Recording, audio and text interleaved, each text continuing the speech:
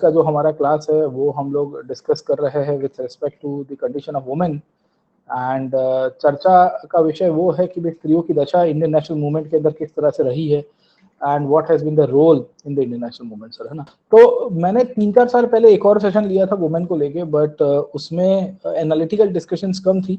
आज हम लोग एनालिटिकल डिस्कशंस भी करेंगे एंड साथों साथ ये भी देखने की कोशिश करेंगे कि स्त्रियों की कंट्रीब्यूशन किस तरह से रहती है भारत की आज़ादी के आंदोलन में सर, ठीक है।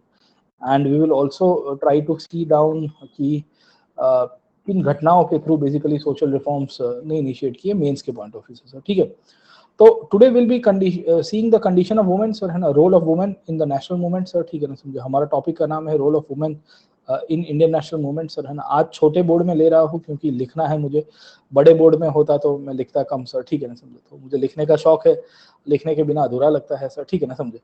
तो we will try to see the first part that is called as the origin of the women participation sir, ठीक है ना, गेटिंग ऑन पॉइंट, ओके। तो पहले हमें ये देखना है कि वुमेन पार्टिसिपेशन क्यों हुआ था sir, getting on point, okay. और सबसे पहला मुद्दा ये आता है कि why the women participation took place और कैसे ओरिजिन में आया। इनको ओरिजिन के पॉइंट ऑफ व्यू से अगर आपको कनेक्ट करना है तो आपको जाना पड़ेगा सोशल रिफॉर्म्स के अंदर सर, ठीक है ना, समझे। तो ये जो हमारा सेशन है उसका फर्स्ट पार्ट जो है वो सोशल रिफॉर्म्स में चलेगा, क्योंकि सोशल रिफॉर्म्स में एक मुद्दा निकल गया जो है वुमेन सेंट्रिक रिफॉर्म्स, जहां बोला जाता है कि स्त्रियों को अधिकार मिलने चाहिए शिक्षा के, स्त्रियों को अधिकार मिलने चाहिए, वी विल सी की जेंडर बेस्ड डिस्क्रिमिनेशन खत्म होना चाहिए, उनका इमेंसिपेशन होगा तब जाके ही चीजें चलेगी सर, ठीक है। जब तक स्त्रियों को अधिकार ना मिले और स्त्रियों को बेसिकली एजुकेशन ना मिले, स्त्रियों को एक प्रकार की आप देखिए कि लिबरेशन ना मिले सोसाइटी के अंदर से, तो क्या आपको लगता है कि वी विल फाइंड कि सोशल रिफॉर्म्स पॉसिबल है या पार्टिसिपेशन जरूरी है sir, okay. So participation can only be possible when they are educated, participation can only be possible where we will see that they are liberated from the social customs and the taboos, okay है ना, समझे। तो अलग अलग प्रकार के जो taboos थे, जो खास करके जेंडर रिलेटेड टैबूज थे कि स्त्रियों को ये नहीं करना, वो नहीं करना, पार्टिसिपेट नहीं करना सर, ठीक है। तो कैसे पॉसिबल हो सकता है सर, गेटिंग ओपन, ओके। तो वो इसी से ही हो सकता है। तो मूलतः से हमारा पहला पार्ट सोशल रिफॉर्म्स के पर्सपेक्टिव में देखेंगे, we will try to see the point of view with respect to social reforms. और जब ये खत्म होगा तो तब हम लोग वुमेन सेंट्रिक पार्टिसिपेशन में जाएंगे सर, ठीक है ना। That is the second part of the lecture. तो this session is divided into 2 parts, okay ना, समझे। Part 1 of this session is based on the social reforms agenda. Briefly हम लोग देखेंगे, खाली समझने की कोशिश करेंगे कि किस तरह से डेवलपमेंट हुआ। और दूसरा we will come to know कि द वुमेन पार्टिसिपेशन ये कैसे बढ़ता है। ये वुमेन पार्टिसिपेशन में हम लोग 4-5 मुद्दे डिस्कस करेंगे सर, ठीक है ना, गेटिंग पॉइंट, ओके। कि who were the womens, okay ना, समझे। How they participated in the national movement, okay ना, समझे। Were they having active role और passive role in the national movement sir, है ना, समझे। कि इनका रोल नेशनल मूवमेंट के अंदर एक्टिव था कि पैसिव था, वो भी चर्चा करेंगे सर, ओके। और आखिर के अंदर हम बेसिकली इसके अंदर से देखेंगे कि कैसे वो गांधीयन मूवमेंट के साथ जुड़े हुए हैं, कैसे वो रिवॉल्यूशनरी मूवमेंट के साथ जुड़े हुए हैं, कैसे वो कम्युनिस्ट मूवमेंट के साथ जुड़े हुए हैं सर, ठीक है ना, समझे। You will be surprised to see there were certain movement members who were participating in the communist movement as well sir, getting over, okay. तो इंडियन नेशनल मूवमेंट में स्त्रियों के योगदान को लेके ऑलरेडी 2-3 बार सवाल आ चुके हैं सर, है ना। जनरल स्टडीज के अंदर ही 3 बार आए, ऑप्शनल में भी पूछे गए हैं सर, ओके। तो जैसे एक बार 2016 के अंदर पूछा गया था कि discuss the role of freedom struggle women in freedom struggle during the Gandhian phase sir, getting on point, okay. कि गांधीयन फेज में क्या है सर, है ना। ये स्लाइड्स डाउनलोड कर दीजिएगा या upload in the community section as well sir, ठीक है। दूसरा आपको यहाँ से सवाल पूछा गया था कि the main question about the social reforms was the women only sir, ठीक है। और 19th सेंचुरी में स्त्रियों का बेसिकली क्या योगदान था या उनका लेके क्या क्या इश्यूज चल रहा था, उसको रिलेटेड आपको चीजें मिलेगी। और तीसरी 2013 में एक बार सवाल आया था कि defying the barriers of age, gender and religion sir, ठीक है ना। 3 सवाल है, age, gender and religion sir, ठीक है ना। The Indian women became the torch bearer during the struggle for freedom in India sir, ठीक है ना। कि भाई एज, जेंडर और रिलीजन को साइड में करते हुए भारतीय स्त्रियों ने बेसिकली अलग अलग तरह से पार्टिसिपेट किया है, वो किस तरह से हुआ sir, getting on point, okay. तो मूल कहानी ये है कि नेशनल मूवमेंट में वुमेन पार्टिसिपेशन हुआ 20th सेंचुरी में सर, ठीक है, 20वीं शताब्दी के अंदर सर, ओके ना, समझे। एंड 20th सेंचुरी के अंदर इनका पार्टिसिपेशन हुआ, उसके पीछे का कारण ये है कि 19th सेंचुरी के अंदर वी विल फाइंड कि सोशल रिफॉर्म मूवमेंट्स की शुरुआत हो गई थी। समाज सुधार ना होता तो स्त्रियों का पार्टिसिपेशन ना होता। पहले लिखेगा, पढ़ेगा, फिर बुद्धि आएगी, फिर उसको लगेगा कि मुझे अपने हक के लिए लड़ना चाहिए, अपना आंदोलन करना चाहिए sir, getting on point, okay. तो ये पूरा का पूरा एजेंडा इस तरह से है। देखिए आपको बेसिकली यूपीएससी के अंदर पार्टिसिपेट करने का मन क्यों आया सर, है ना, समझे, getting my point, okay, why you want to join the UPSC and why you want to appear for the UPSC examination, ये सवाल आपको क्यों आया सर, ठीक है ना, गेटिंग, क्योंकि आपके पास शिक्षा थी, यू हैड एजुकेशन, तो you have realise this part कि भाई देखो एक यूपीएससी की एग्जाम होती है, ये एग्जाम देने के बाद हमें ये होगा कि भाई हम लोग आईएएस बनेंगे या ब्यूरोक्रेसी के अंदर जाएंगे, हम सिविल सर्वेंट बन जाएंगे सर, गेटिंग अ पॉइंट और नॉट, है ना, समझे। तो वी विल फाइंड कि ये पूरी की पूरी कंसेप्ट ही इसके साथ जुड़ा हुआ है। अगर आपको बांध के रख दिया होता, आपके पास शिक्षा नहीं होती, आपके पास अवेयरनेस नहीं होती, आप अपना डिसीजन नहीं ले पाते होते सर, है ना, you would not have been taking your own decisions, तो क्या आप यूपीएससी के एग्जाम दे पाते, नहीं दे पाते, सिंपल चीजें हैं सर, गेटिंग पॉइंट, ओके। तो what do we see over here कि the whole idea about the women centric reforms in India, the whole idea about the women centric reforms in India is actually based on this point only, sir, getting a point, okay. So the political participation of women can be seen with respect to multiple aspects, okay. ये women participation basically हमें education centric देखेगा, even education नहीं था तो भी participation था sir, okay. अब आप देखिए कि वी विल फाइंड कि ये एजुकेशन तो आया, उसके पहले भी हमें ये देखने को मिल रहा है कि before the British entered India, या बेसिकली एक दौर हमको देखने को मिलता है जिसे हम लोग कहते हैं British conquest of India, right sir, ठीक है। तो आपने ब्रिटिश कन्क्वेस्ट ऑफ इंडिया के बारे में थोड़ी बहुत जानकारी रखी होगी और थोड़ी बहुत पढ़ाई की होगी, तो आपको पता होगा कि ब्रिटेन के सामने लोगों ने लड़ा था सर, है ना, कहाँ कहाँ पे लड़ा था सर, गेटिंग पॉइंट, ओके। तो वी विल फाइंड कि when the British conquest of India was taking place, पहले तो हमें ये देखने को मिल रहा है कि even before that sir we will find कि रानी चिन्नम्मा आपको देखने को मिलती है सर, ठीक है ना, गेटिंग पॉइंट, ओके। रानी चिन्नम्मा की कहानी ये है कि इन्होंने कित्तूर के अंदर विद्रोह किया था against the east India company sir, okay. So she fought against the east India company sir, okay, ये ब्रिटिश कन्क्वेस्ट का पार्ट है। तो इनका पार्टिसिपेशन नेशनल मूवमेंट से पहले की कहानी में बता रहा हूँ सर, ठीक है ना, गेटिंग पॉइंट, ओके। तो 1750 से लेके वी विल फाइंड कि 1850 के बीच में भी there was women participation sir, है ना, स्त्रियों की पार्टिसिपेशन भारत के अंदर ऐसा नहीं था कि रातों रात आ गई है सर, ठीक है। The women participation we will find can also be seen with respect to even before the British had or the Indian national movement had started sir, ठीक है। ये इंशा पूछ रहे ये एग्जाम में आएगा, हाँ बेटा एग्जाम में आएगा सर, ठीक है ना, यूपीएससी ने 3 बार सवाल पूछे इसके अंदर से सर, ठीक है ना, समझे। तो आप प्रीवियस के पेपर देखोगे तो आपको समझ में आ जाएगा। चलिए, तो कहानी ये है कि as a part of the history we will find कि women participation had already taken place sir, getting point, okay. तो ये चिन्नम्मा आपको देखने को मिलती है, या इसी पीरियड के अंदर अगर आप समझने की कोशिश करिए तो हमें ताराबाई की कहानी देखने को मिलती है महाराष्ट्र के अंदर से सर, ठीक है ना, समझे। तो she was a Maratha lady, she fought very bravely, no doubt it was not against the British but it was against the Mughals as well sir, getting point, okay. तो वी विल फाइंड कि एक ये भी स्टोरी आपको यहाँ से देखने को मिलेगी, या बेगम हजरत महल की कहानी आपको देखने को मिलती है। Hazrat Mahal had actually fought in Awadh sir, ठीक है ना, समझे, और 1857 के रिवॉल्ट के अंदर अवध में पार्टिसिपेट किया। या इसी तौर के ऊपर हमको झांसी के अंदर लक्ष्मीबाई देखने को मिलती है सर, गेटिंग पॉइंट, ओके। तो वी विल फाइंड कि Lakshmibai will be fighting against the British for the Jhansi and the state of Jhansi as well sir, getting point, okay. British conquest के कंटेम्प्रेरी पीरियड के अंदर हमें ये भी देखने को मिल रहा था कि इनके अंदर से तो पंजाब के अंदर भी विद्रोह हुआ सर, गेटिंग पॉइंट, ओके। और पंजाब के अंदर जो विद्रोह हुआ इसमें हमको महारानी जिंद कौर देखने को मिलेगी सर, ठीक है। इन्होंने एंग्लो सिख वॉर के अंदर भी पार्टिसिपेट किया था सर, है ना, समझे, गेटिंग पॉइंट, ओके। तो ये कंडीशन में हम ये कहते हैं कि ब्रिटिश कन्क्वेस्ट मतलब बेसिकली जब अंग्रेजों ने भारत के ऊपर अधिपत्य स्थापित किया, उस पीरियड में ब्रिटिश कन्क्वेस्ट को रोकने के लिए sir, getting point, okay, to stop the British conquest of India, we will see कि there was a resistance which was raised up by the women revolutionaries, है ना, women participation पहले भी था। The only problem was that कि the women participation can be seen, but it was not fruitful in a significant way, sir, getting open, okay। बेटा इंशा कोई किताब में नहीं है सर, है ना, बहुत स्केटर्ड दिया हुआ है। ये क्लास अटेंड करोगे तो आपको सब समझ में आएगा। ये क्लास की स्लाइड्स डाउनलोड कर दीजिएगा, अब पढ़ लो बेटा, 2 घंटा हम लोग पढ़ाई करेंगे, 1.5-2 घंटा, उसके बाद कोई क्वेरी होगी तो मैं आपका क्वेरी सॉल्व कर दूंगा सर, ठीक है ना, समझे, है ना। तो ऐसे फ्लो मत बिगाड़ो सर, है ना, मेरी हम्बल रिक्वेस्ट यही होगी आप सबके लिए सर। खैर चलिए, तो what do we see over here कि वो नए नए होंगे तो शायद तक उनको नहीं पता होगा कि बुक में कोई चैप्टर में दिया है कि नहीं दिया है, but then we will find कि बुक में सीधा सीधा नहीं दिया हुआ है। चलो, तो what do we see over here कि there was resistance by women leadership, है ना। The leadership was already given by the women revolutionaries and the women leadership जिन्होंने किया था, बट इनको कोई आउटकम के रूप में कोई सक्सेस नहीं मिलता है sir, getting a point, okay. So outcome में यही देखने को मिलता है कि the British were able to suppress them sir, getting a point, okay. And over a period of time they were also an exceptions as well. Exceptions का मतलब हमें ये देखने को मिलता है कि वी विल फाइंड कि ये जो कंडीशन है इसमें बड़ी मात्रा के अंदर स्त्रियों की बेसिकली कंडीशन ऐसी नहीं थी कि सबके सब रेजिस्ट करेंगे sir, getting on point, okay. तो कहानी ये मिलती है कि somewhere in the 18th centuries, है ना, 18वीं और 19वीं शताब्दी के बीच के अंदर हमें स्त्रियों की दशा के अंदर ये एक्सेप्शंस मिलता है जहां कुछ कुछ स्त्रियों ने पार्टिसिपेट करने की कोशिश की थी, एंड वी विल फाइंड कि they had played their own part in the in the participation as well, but then we will find कि इस पीरियड के समय पे जो स्त्रियों ने भागीदारी दी वो लिमिटेड थी सर, ठीक है ना, getting point, okay. Not all women were emancipated eight that time sir, है ना, समझे। अब मैं ये क्यों बता रहा हूँ सर, है ना, वो तो राजा की फैमिली से बिलोंग कर रही थी, या रॉयल क्लास से बिलोंग कर रही थी, या थोड़ी बहुत आप देखोगे तो हायर मिडिल क्लासेस से बिलोंग कर रही थी, and that is one of the reasons the women had participated against the British resistance, okay, getting on point, okay.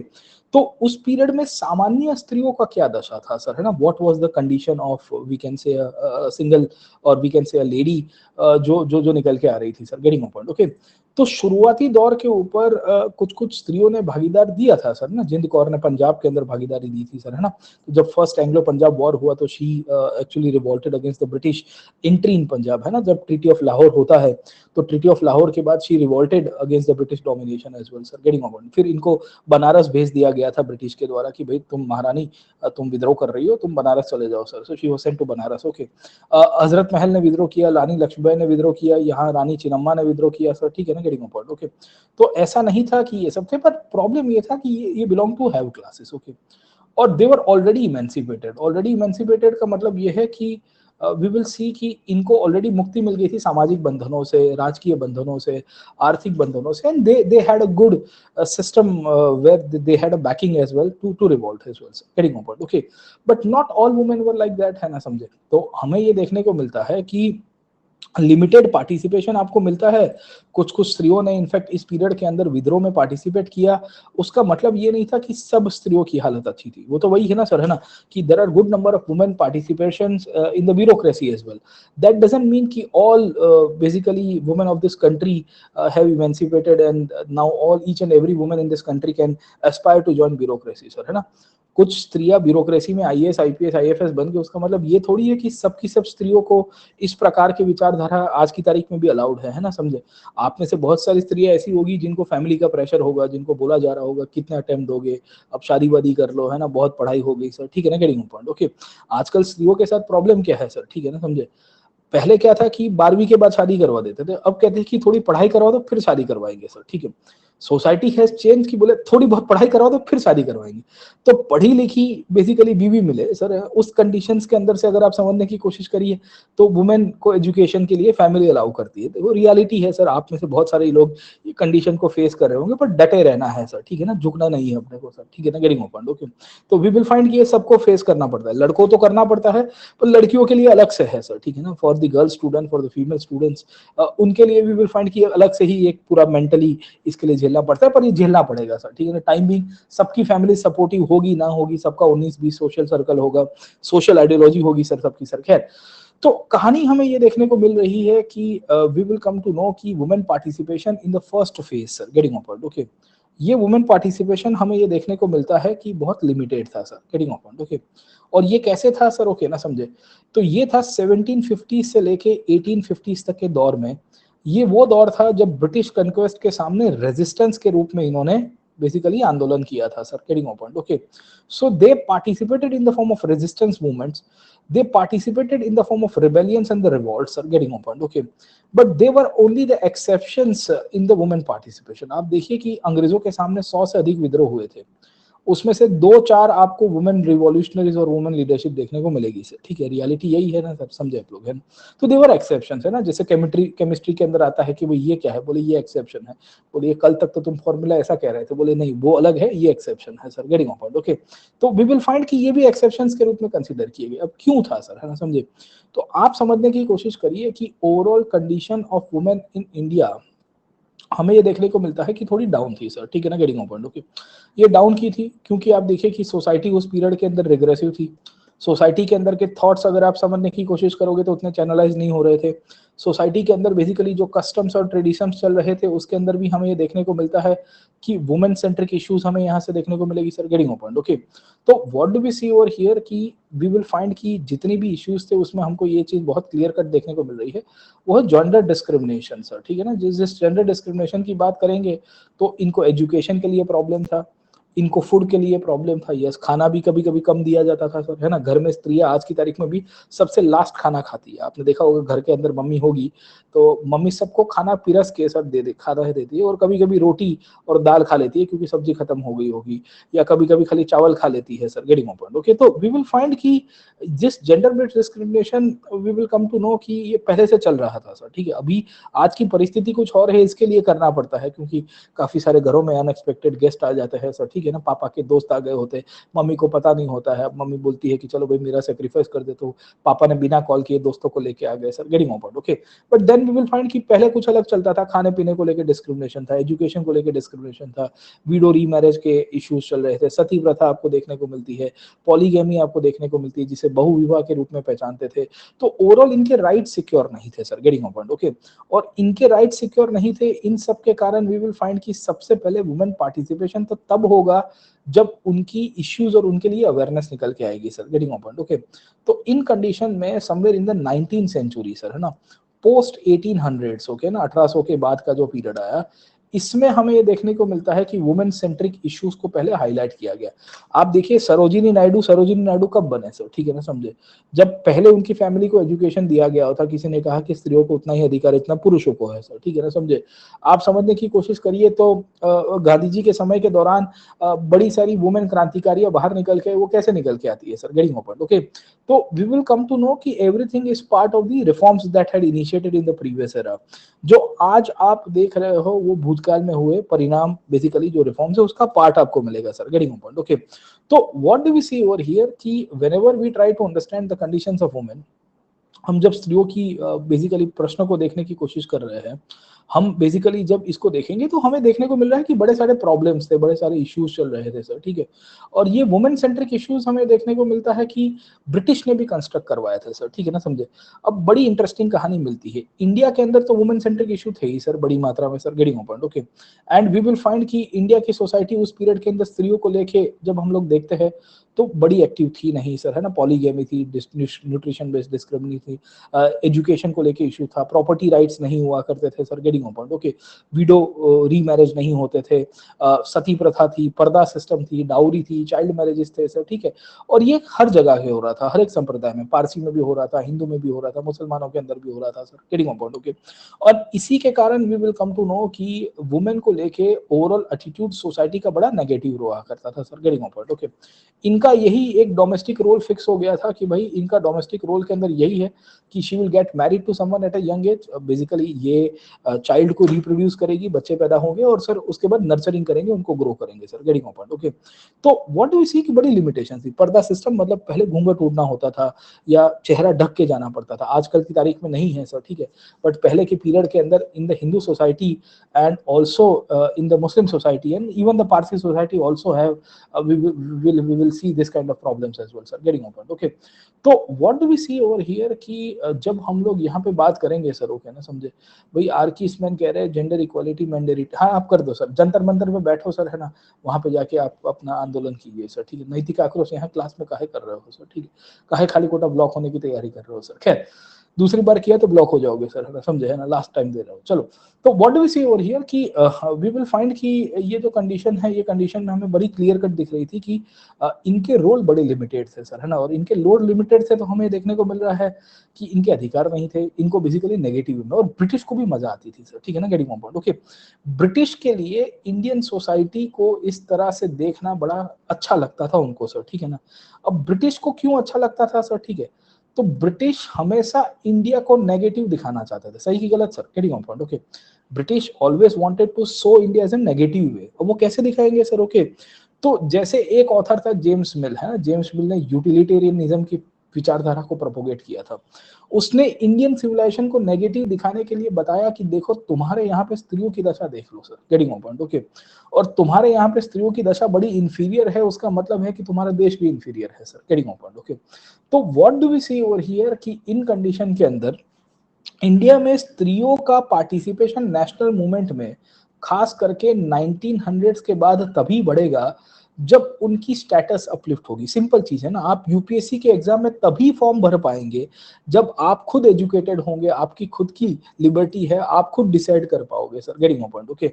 आपके अंदर एजुकेशन, अवेयरनेस, राइट्स नहीं है तो आप कैसे बेसिकली सिविल सर्विसेज का फॉर्म भर पाएंगे sir, getting my point, okay. तो what do we see over here कि all this factors actually highlighted the need for the reforms, okay, and the need for the reforms became part of the British agenda as well, है ना। अंग्रेजों के agenda के अंदर भी ये चीज आ गई कि भाई देखो स्त्रियों को जब तक अपलिफ्ट नहीं करेंगे, वुमेन सेंट्रिक रिफॉर्म्स नहीं करेंगे, तब तक हमारा भारत का विकास नहीं हो सकता और भारत के अंदर ओवरऑल डेवलपमेंट नहीं हो सकता सर, गेटिंग पॉइंट, ओके। तो इंडियन रिफॉर्मर्स हो या वेस्टर्न ये रिफॉर्मर्स हो सर, ठीक है ना, getting point, okay. British state भी हमको यहाँ से देखने को मिलता है जो रिफॉर्म्स को अलाउ कर रहा है सर, गेटिंग पॉइंट, ओके। और इंडियन रिफॉर्मर्स भी अगर आप समझने की कोशिश करिए कि जो अलाउ कर रहे हैं, इन दोनों ने वी विल फाइंड कि इंडियन हिस्ट्री या भारत का जो बैकग्राउंड है कैसे भी करके इन्होंने वुमेन सेंट्रिक इश्यूज को हाईलाइट किया सर, गेटिंग पॉइंट, ओके। तो हुआ क्या कि women became an agenda for social reforms, getting point, okay. उसमें इंडियंस भी चाहते थे, इंडियन रिफॉर्मर्स भी चाहते थे कि भाई हम स्त्रियों को एजुकेशन करें, उनको लिबरेट करें सर, ठीक है।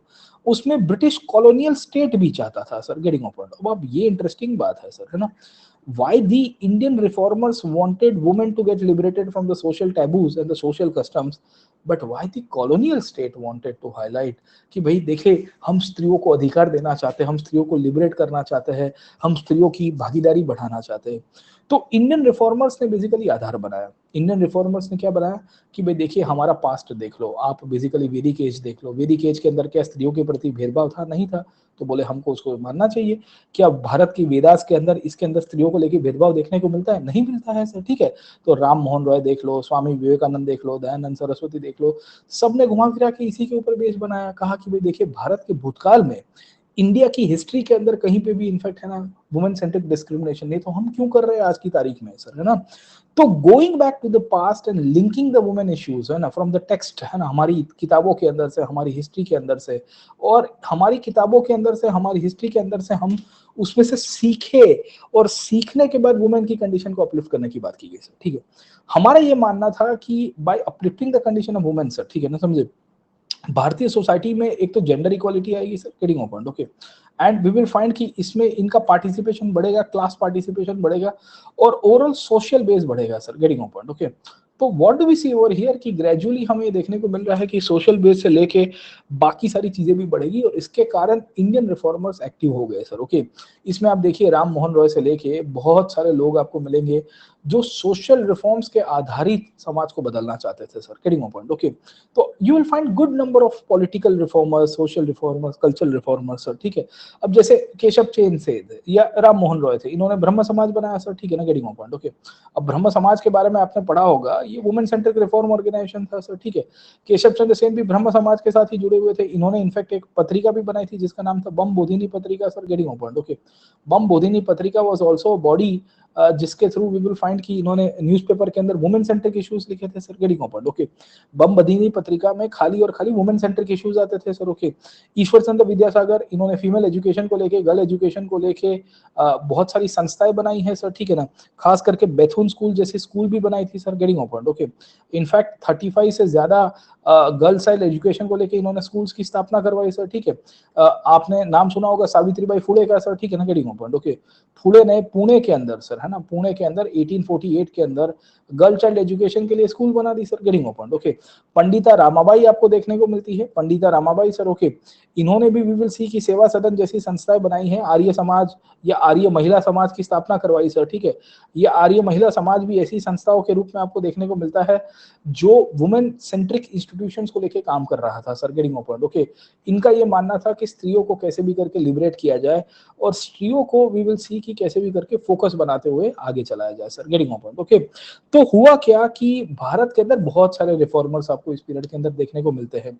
ये रिफॉर्मर्स में वी विल फाइंड कि ताराबाई सिंधे भी देखने को मिली। इन्होंने किताब लिखी थी स्त्री पुरुष की तुलना सर, ठीक है, comparison between man and women sir, getting my point. Okay, तो हुआ क्या कि इंडिया के कल्चर को प्रेज करते हुए, वेस्टर्न कल्चर से कुछ चीज सीखते हुए sir, getting my point. Okay, इन्होंने अलग अलग प्रकार के आर्टिकल्स लिखे और उसके थ्रू कहा कि स्त्री और पुरुष एक ही है या उनको आप कभी कैसे किस तरह से कंपेयर कर सकते हो sir, getting my point. Okay, तो जैसे स्त्री पुरुष की तुलना के अंदर लिखा गया है सर कि isn't a woman life as dear as to her as your to you sir, ठीक है ना, समझे, जितना स्त्रियों को अपना अधिकार है उतना भी बेसिकली पुरुष को भी है। तो उन्होंने कंपेयर करके सवाल पूछा था सर, ठीक है ना, गेटिंग माय पॉइंट। ओके, तो ये बोला जा रहा है कि it's as if the women are meant to do be made of something different from men altogether sir, ठीक है, कि स्त्रियों को पुरुषों के कुछ अलग बनाया जाता है, कौन सी मिट्टी से बने हुए हैं sir, getting my point. Okay, तो बड़ी बड़ी बातें इन्होंने हाईलाइट करने की कोशिश की है, जहां हमें ये देखने को मिलेगा कि ताराबाई सिंधे से लेके और भी रिफॉर्मर्स आए, इंडियन रिफॉर्मर्स थे जिन्होंने कार्य किया sir, getting my point. Okay, तो इसमें केशव चंद्र सेन भी आपको देखने को मिलते हैं जिन्होंने वी विल फाइंड की बम बोधिनी पत्रिका की स्थापना करवाई। जेडी बेथुन जैसे लोग हमें यहाँ से देखने को मिलते हैं sir, getting my point. Okay, जिन्होंने वी विल फाइंड की वुमेन स्कूल की स्थापना की, वो तो 1849 के अंदर ही कर दी थी डलहौजी के कार्यकाल के समय पे। एम जी रानाडे साहब ने प्रार्थना समाज की स्थापना की और उन्होंने फिर प्लेज मूवमेंट कराया सर, ठीक है। प्लेज मूवमेंट किसके लिए था? चाइल्ड मैरिजेस को लेके था sir, getting my point. Okay, कि भाई बाल विवाह ना हो और उसके लिए हमको कार्य करना चाहिए सर, ठीक है। बहराम जी मालबारी करके आपको एक और रिफॉर्मर देखने को मिलेंगे sir, getting my point. Okay, इन्होंने वी विल फाइंड की सेवा सदन की स्थापना कराई थी एंड वी विल फाइंड की ये वो लोग थे जिन्होंने बहुत सारा कार्य किए। दयानंद सरस्वती आर्य समाज के अंदर कर रहे हैं, फिर एक सिस्टर सुबु लक्ष्मी थी, इन्होंने मद्रास के अंदर कार्य किया था sir, getting my point. Okay, तो व्हाट डू वी सी कि इन द 19th सेंचुरी, मतलब बेसिकली हमें देखने को मिलता है कि 1800 से लेके 1900 के पीरियड में मल्टीपल इंस्टीट्यूशंस बनते हैं, मल्टीपल संस्थाएं बनती है जो वुमेन सेंट्रिक इश्यूज और वुमेन सेंट्रिक आइडेंटिटी को रिफॉर्म्स करने के लिए चाह रही थी sir, getting my point. Okay ना, समझे। इन सब का मानना ये था कि हम कैसे भी करके स्त्रियों को लिबरेट कराए sir, at any cost sir, getting my point. Okay, so it's not that कि भाई खाली और खाली वी विल फाइंड कि ये 19th सेंचुरी के अंदर एक्टिव थे और इनमें से बेसिकली बहुत सारे लीडर्स निकल के आए जिन्होंने पॉलिटिकल काम भी करना शुरू किया सर, ठीक है। अब जैसे मैंने आपको बताया पंडिता रामाबाई या रामाबाई डोंगरे ने आर्य महिला समाज की स्थापना की थी। इनको पंडिता का टाइटल ही इसके लिए दिया गया था because she was a scholar in herself sir, है ना, वो स्कॉलर के रूप में निकल के आ गई थी sir, getting my point. Okay, तो what do we see over here कि इन्होंने ह्यूमैनिटेरियन का इशू निकाला, इन्होंने रिवाइवलिज्म को प्रीच करने की शुरुआत की sir, getting my point. Okay, we will also find कि इस पीरियड में वो बड़ी एजुकेटेड थी सर, है ना, अमेरिका में पढ़ के आई थी and we will come to know कि अमेरिका गई थी, इंग्लैंड गई थी और फिर वापस आके इन्होंने शारदा समाज की स्थापना की और मुक्ति सदन जैसी संस्थाओं की स्थापना की। ये सब याद रखेगा, ये पीटी के अंदर आपको आ सकते हैं कि कौन सी संस्था किनके द्वारा बनती है sir, getting my point. Okay, in fact इन्होंने एक और बुक लिखी थी जिसका नाम था स्त्री धर्म नीति सर, है ना। Stri Dharma Niti was established, was a book that was written by Pandita Ramabai as well sir. खैर, तो व्हाट डू वी सी कि women centric issues were highlighted by Indian reformers, है ना। अब मल्टीपल इंडियन रिफॉर्मर्स थे जिन्होंने वी विल सी कि अलग अलग प्रकार के अप्रोच अपनाए सर, है ना। किसी ने रिवाइवलिज्म को अपनाया, किसी ने पास्ट का आधार बनाया सर, ठीक है ना, गेटिंग ओपन।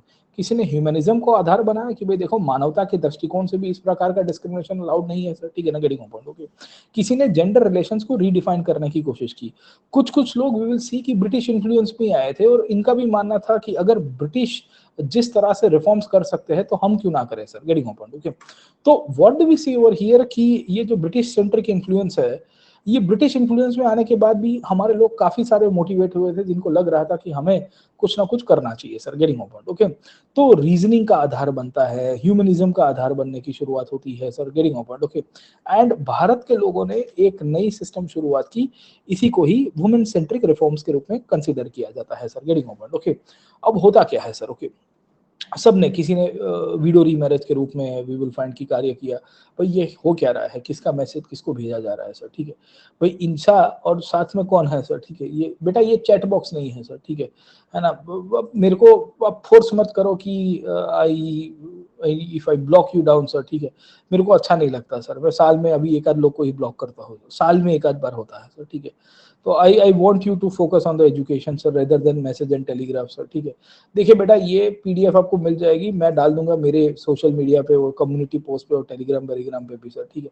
पर अभी पढ़ लो सर यहाँ पे सर, गेटिंग कॉम्पाउंड, ओके ना। और शक्ति तो शायद वो प्लस क्लासेस में भी आते हैं, उनको तो वहां से भी मिल जाएगी सर, ओके। ये पीडीएफ कलेक्टर के चक्कर में ही तुम्हारा पीटी नहीं निकलेगा बेटा, थोड़ा फोकस कर दो सर। खैर, तो what do we see over here कि स्त्रियों की जो कंडीशन है वो बदलनी शुरू हो रही है sir, getting on, okay. And with this reforms in India, किसी ने रैशनलिज्म, किसी ने रिवाइवलिज्म, किसी ने रीजनलिज्म, रीजन का आधार बनाया, कोई ब्रिटिश इन्फ्लुएंस में आ गया sir, getting over, okay. And over a period of time India के बेसिकली जो रिफॉर्मर्स थे वो निकल के आए, इन्होंने वी विल सी कि वुमेन सेंट्रिक रिफॉर्म्स किए सर, गेटिंग ओवर, ओके। अब भारत के लोगों ने बेसिकली जिस प्रकार का रिफॉर्म करने की शुरुआत की, और उससे काफी लोग मोटिवेटेड हो गए, बोले सर है ना, देखो भाई देखो, स्त्रियों को आगे आना पड़ेगा सर, है ना, स्त्रियों का पार्टिसिपेशन होगा। दूसरा, कॉलोनियल स्टेट भी भारत के अंदर चाहता था कि वुमेन का पार्टिसिपेशन बढ़े सर, ठीक है ना, समझे। So even the state also wanted the women should be educated, the women should be reform sir, ठीक है ना, समझे। अब ऐसा क्यों था sir, getting on point, okay. तो what do we see over here कि over a period of time the state was involved into women centric reforms for multiple things, okay। एक तो स्टेट को अपना बेनेवोलेंट कैरेक्टर दिखाना था कि भाई देखो, दिल दरिया बाकी सब समंदर है सर, है ना, गेटिंग ओपन, बोले वो भी पीता है, बोले नहीं वो रहती बाजू में, अंडा यहाँ पे देती है सर, ठीक है। तो वी विल फाइंड कि दरिया दिली दिखाने थे, बोले देखो हम आपके लिए एक सिविलाइजेशन मिशन में आए हैं सर, ठीक है ना, गेटिंग ओपन, ओके। और सिविलाइजेशन मिशन आपका तभी हो पाएगा जब स्त्रियों की दशा अच्छी हो पाएगी सर, गेटिंग ओपन, ओके। तो तुम्हारे यहाँ सती का मुद्दा है, तुम्हारे यहाँ गर्ल चाइल्ड एजुकेशन का मुद्दा है, तुम्हारे यहाँ जेंडर बेस्ड डिस्क्रिमिनेशन है, वो सब कुछ हम बदलेंगे सर, गेटिंग ओपन, ओके। तो what do we see over here कि इन कंडीशन में कॉलोनियल स्टेट जो है वो अपने हिसाब से चाह रहा है कि हम बेसिकली भारत को बदलेंगे sir, getting on point, okay. तो बेनेवोलेंट कैरेक्टर को दिखाने के लिए अपनी लिबरल आइडेंटिटी को बरकरार रखते हुए sir, getting on point, okay, एक ये भी करने के पॉइंट ऑफ व्यू से बेसिकली स्टेट चाहता था। दूसरा, स्टेट को ये चीज भी समझ में आ रही थी कि जब तक भारत में जेंडर या क्लासेस के बीच में इनइक्वालिटी रहेगी, उसके कारण उनकी एडमिनिस्ट्रेशन के अंदर भी बड़ी प्रॉब्लम होगी सर, है ना, उनको गवर्नेंस करने में भी प्रॉब्लम होगी सर, है ना, पूरा जेंडर रेशियो बैलेंस होगा तो भी प्रॉब्लम हो जाएगा sir, getting point, okay. So they wanted to impose their providential thought, है ना, वो चाहते थे कि भारत का एक प्रोविडेंशियल उनके भारत के ऊपर उनके एक इंपोजिशन हो जाए सर, गेटिंग पॉइंट, ओके, कैसे भी करके सर, है ना, समझे। तो यूटिलिटेरियन विचारधारा थी, जैसे जेम्स मिल के बारे में मैंने आपको बताया कि James mill was one such personality जो यूटिलिटेरियनिज्म को प्रीच कर रहा है सर, ठीक है। तो उसने उपयोगितावाद का विचार डाला था, उसने कहा था कि भाई देखिए, भारत की सभ्यता बैकवर्ड है, उसमें स्त्रियों की बैकवर्डनेस है, उसको भी लिबरेट कराने की आवश्यकता है, जब तक वो लिबरेट नहीं होगी तब तक भारत का विकास नहीं होगा सर, गेटिंग ओपन, ओके। तो 19th सेंचुरी में women became the focus point of the debates by the Indian reformers and even by the Western centric reformers or the state institutions sir, है ना, समझे कि 19वीं शताब्दी में क्यों निकल के आया sir, getting open, okay. So the women's question arose in modern India as a part of the 19th century social reforms. The major issues and debates were concerning कि how to liberate women, how to upgrade them, how to give them a better life, how to make it at par with basically male and female together sir, getting on point, okay। तो बहुत सारी चीजें हमें यहाँ से देखने को मिलती है सर, ओके ना, समझे। दूसरी कहानी ये है कि स्टेट के पीछे कुछ कुछ आइडियोलॉजिकल करंट्स भी चल रहे थे सर, है ना। ये आइडियोलॉजिकल करंट्स के अंदर हमें लिबरल्स देखने को मिलते हैं, हमें यूटिलिटेरियंस देखने को मिलते हैं, ये भी पुश कर रहे थे स्टेट को। क्रिश्चियन मिशनरीज देखने को मिलेंगे जो पुश कर रहे थे कि भाई स्त्रियों को अधिकार दो, स्त्रियों को बेसिकली इस प्रकार के बेसिकली राइट्स नहीं होंगे सर, गेटिंग ओपन, ओके, तो प्रॉब्लम हो जाएगा सर, समझे आप लोग, है ना। तो what do we see over here कि women centric issues became a very sensitive issues sir, getting open, okay, है ना, समझे। बेटा ये क्वेश्चन मेंस में ही आता है यार, मेरे को बड़ा बड़ा दुखी फील करवाते हो आप लोग ऐसा सवाल पूछ के सर, ठीक है। एक बार कहीं पढ़ा रहा था, यहाँ पे ही था या यूट्यूब पे, ये क्लास लाइव है, अरे भाई मास्टर तुम्हें लाइव दिख रहा है, तुम्हारे साथ संवाद कर रहा है सर, ठीक है ना, समझे, है ना, समझे। तो यार ये तुम्हारा नाम क्या है, बसंती वाली हालत कर दिया आपने सर, ठीक है ना, गेटिंग ओपन, ओके। तो let's come back to this part, okay. शायद तक मैंने कमेंट्स में भी डाला हुआ है कि this class is useful for GS and optional students, okay ना, समझे, for prelims and the mains, and I don't differentiate between prelims and the mains until and unless there is something necessity sir, ठीक है। मेरे ऐसे class classes में prelims में के बीच में डिफरेंशिएशन नहीं होता सॉरी।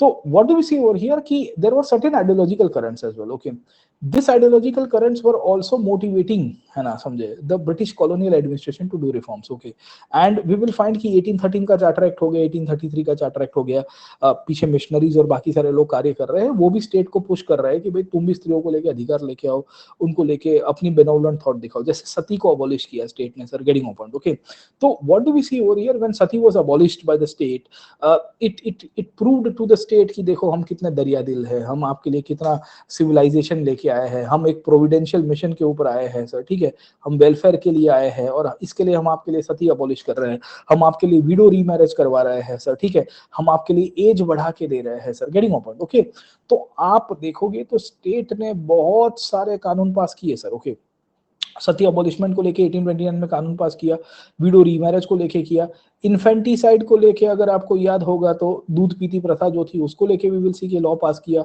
नेटिव मैरिज एक्ट पास किया 1872 में जहां मिनिमम एज को बढ़ाया गया, एज ऑफ कंसेंट बिल आए 1891 के अंदर sir, getting point. Okay, age of consent bill भी वी विल सी कि उसमें भी वुमेन की मिनिमम एज टू मैरिज है वो निकल के आई रुकमाबाई केस के कारण सर, ठीक है ना, समझे। तो Rukhmabai was a lady, she was married as a child bride and then she resented, और उन्होंने मनाने की कोशिश की कि भाई मैं चाइल्ड मैरिज के रूप में इसको एक्सेप्शन नहीं करता मेरे हस्बैंड को सर, ठीक है। तो उसको लेके बड़ी हंगामा हुआ सर, है ना, तो स्टेट ने कानून पास किया एज ऑफ कंसेंट बिल 1891। फिर 1929 में शारदा एक्ट आया सर, ठीक है। Sharda act was brought from the bottom sir, है ना, भारत के लोगों ने स्टेट को कहा कि भाई हम चाहते हैं कि तुम लॉ पास करो और मिनिमम एज बेसिकली बढ़ा दो सर, है ना।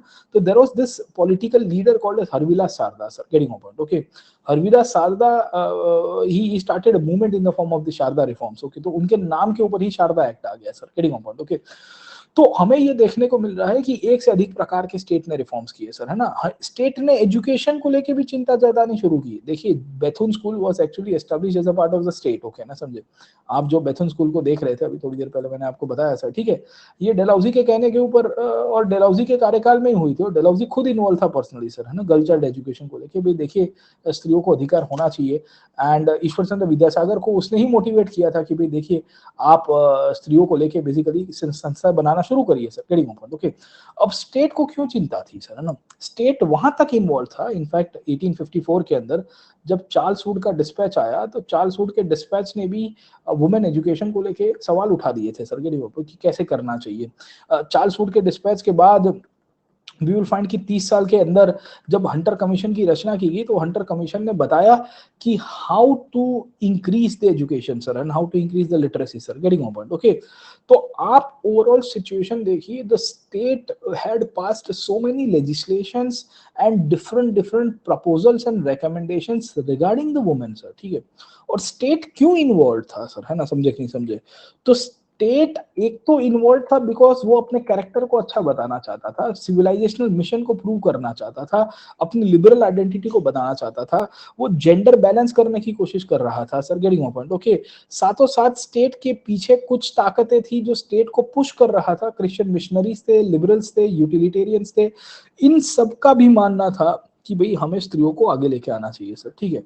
अब रियलिटी देखिए कि स्टेट इन सब में पहले तो कानून पास करके हमें ये देखने को मिलता है कि हमारे सोसाइटी के अंदर वुमेन सेंट्रिक बैड प्रैक्टिसेस को पहले खत्म करेगा सर, गेटिंग पॉइंट। ओके, तो what do we see, the state will be actually abolishing and banning the bad practices. जब ये हुआ तो ग्रेजुअली उसने एजुकेशन को पुश करना शुरू किया। पहले ये था कि पहले सोशल टाबू कस्टम्स रीत रिवाज को खत्म करो जो खराब वाले हैं सर, और ग्रेजुअली आप देखोगे तो वी विल सी कि उन्होंने एजुकेशन के लिए पुश करना शुरू किया सर, गेटिंग पॉइंट। ओके, अब सवाल ये है कि स्टेट ने फैक्ट्री एक्ट पास किया, तो उसमें भी कहा कि स्त्रियों को फैक्ट्रीज के अंदर काम करने के समय फिर ब्रेक मिलना चाहिए। जैसे 1891 में फैक्ट्री एक्ट आया तो 1.5 घंटे का ब्रेक की बात की गई, मैटरनिटी की बात की गई सर, गेटिंग पॉइंट। ओके, तो बहुत सारी चीजें हुई।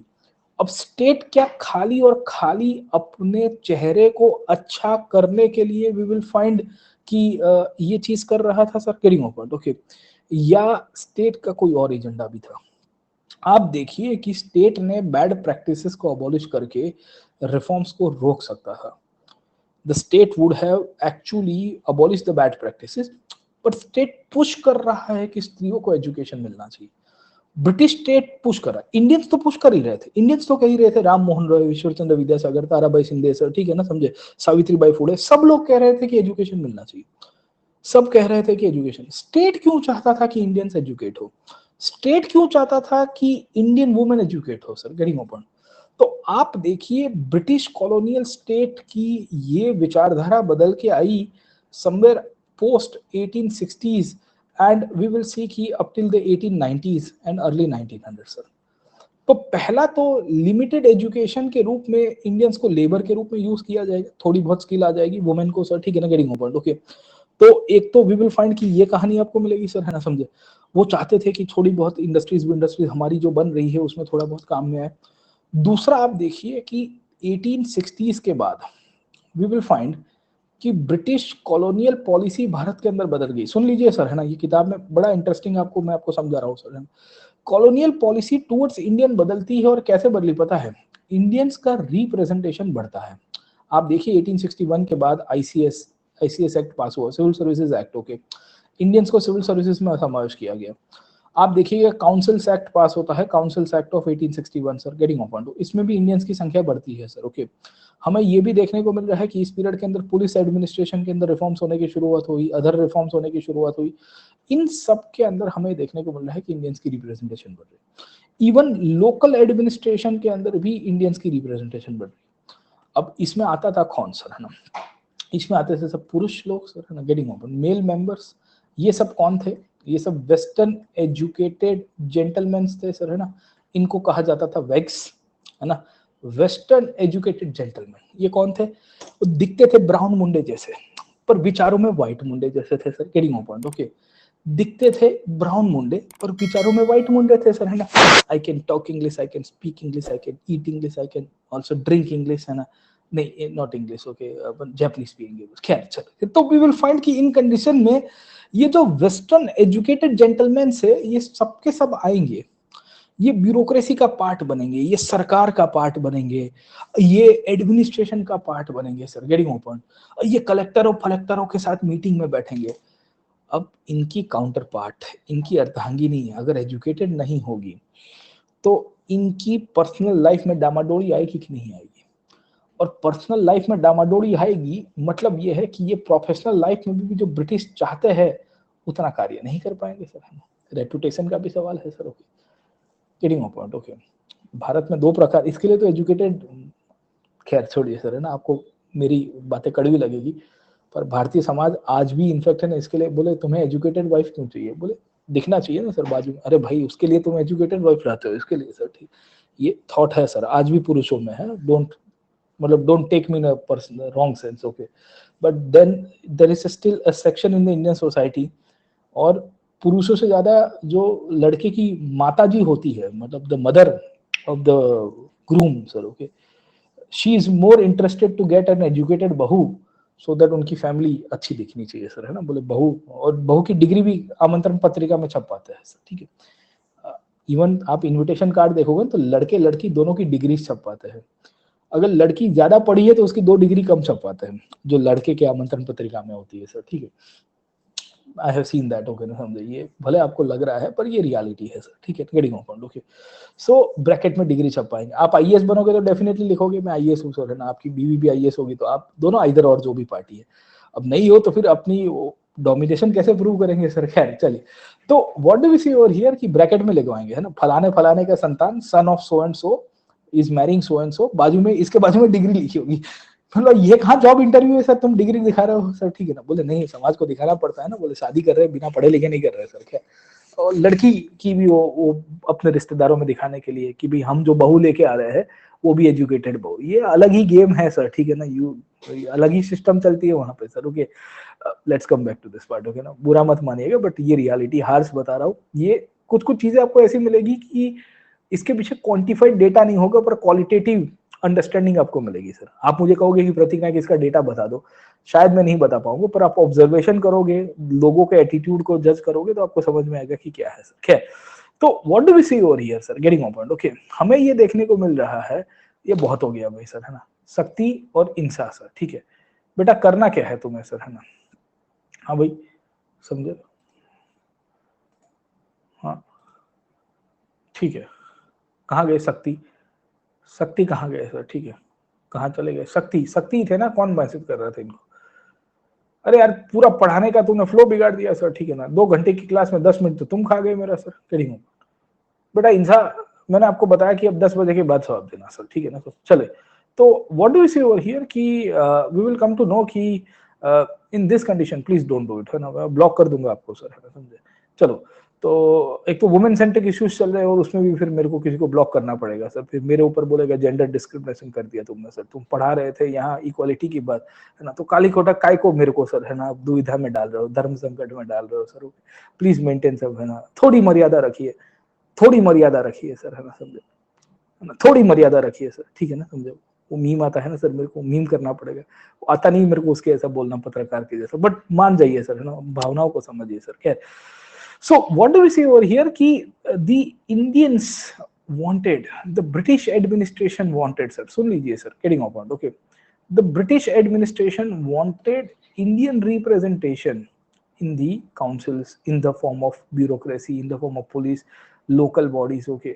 अब ये सब पुरुष आने वाले थे, मेल मेंबर्स आने वाले थे, ये कौन से थे? वेस्टर्न एजुकेटेड इंडियंस, ये बेसिकली लॉयल इंडियन क्लास था। अब इनको डर ये लग रहा था कि भाई ये वेग्स कहते हैं इनको सर, ठीक है ना, गेटिंग ऑफ पॉइंट, ओके।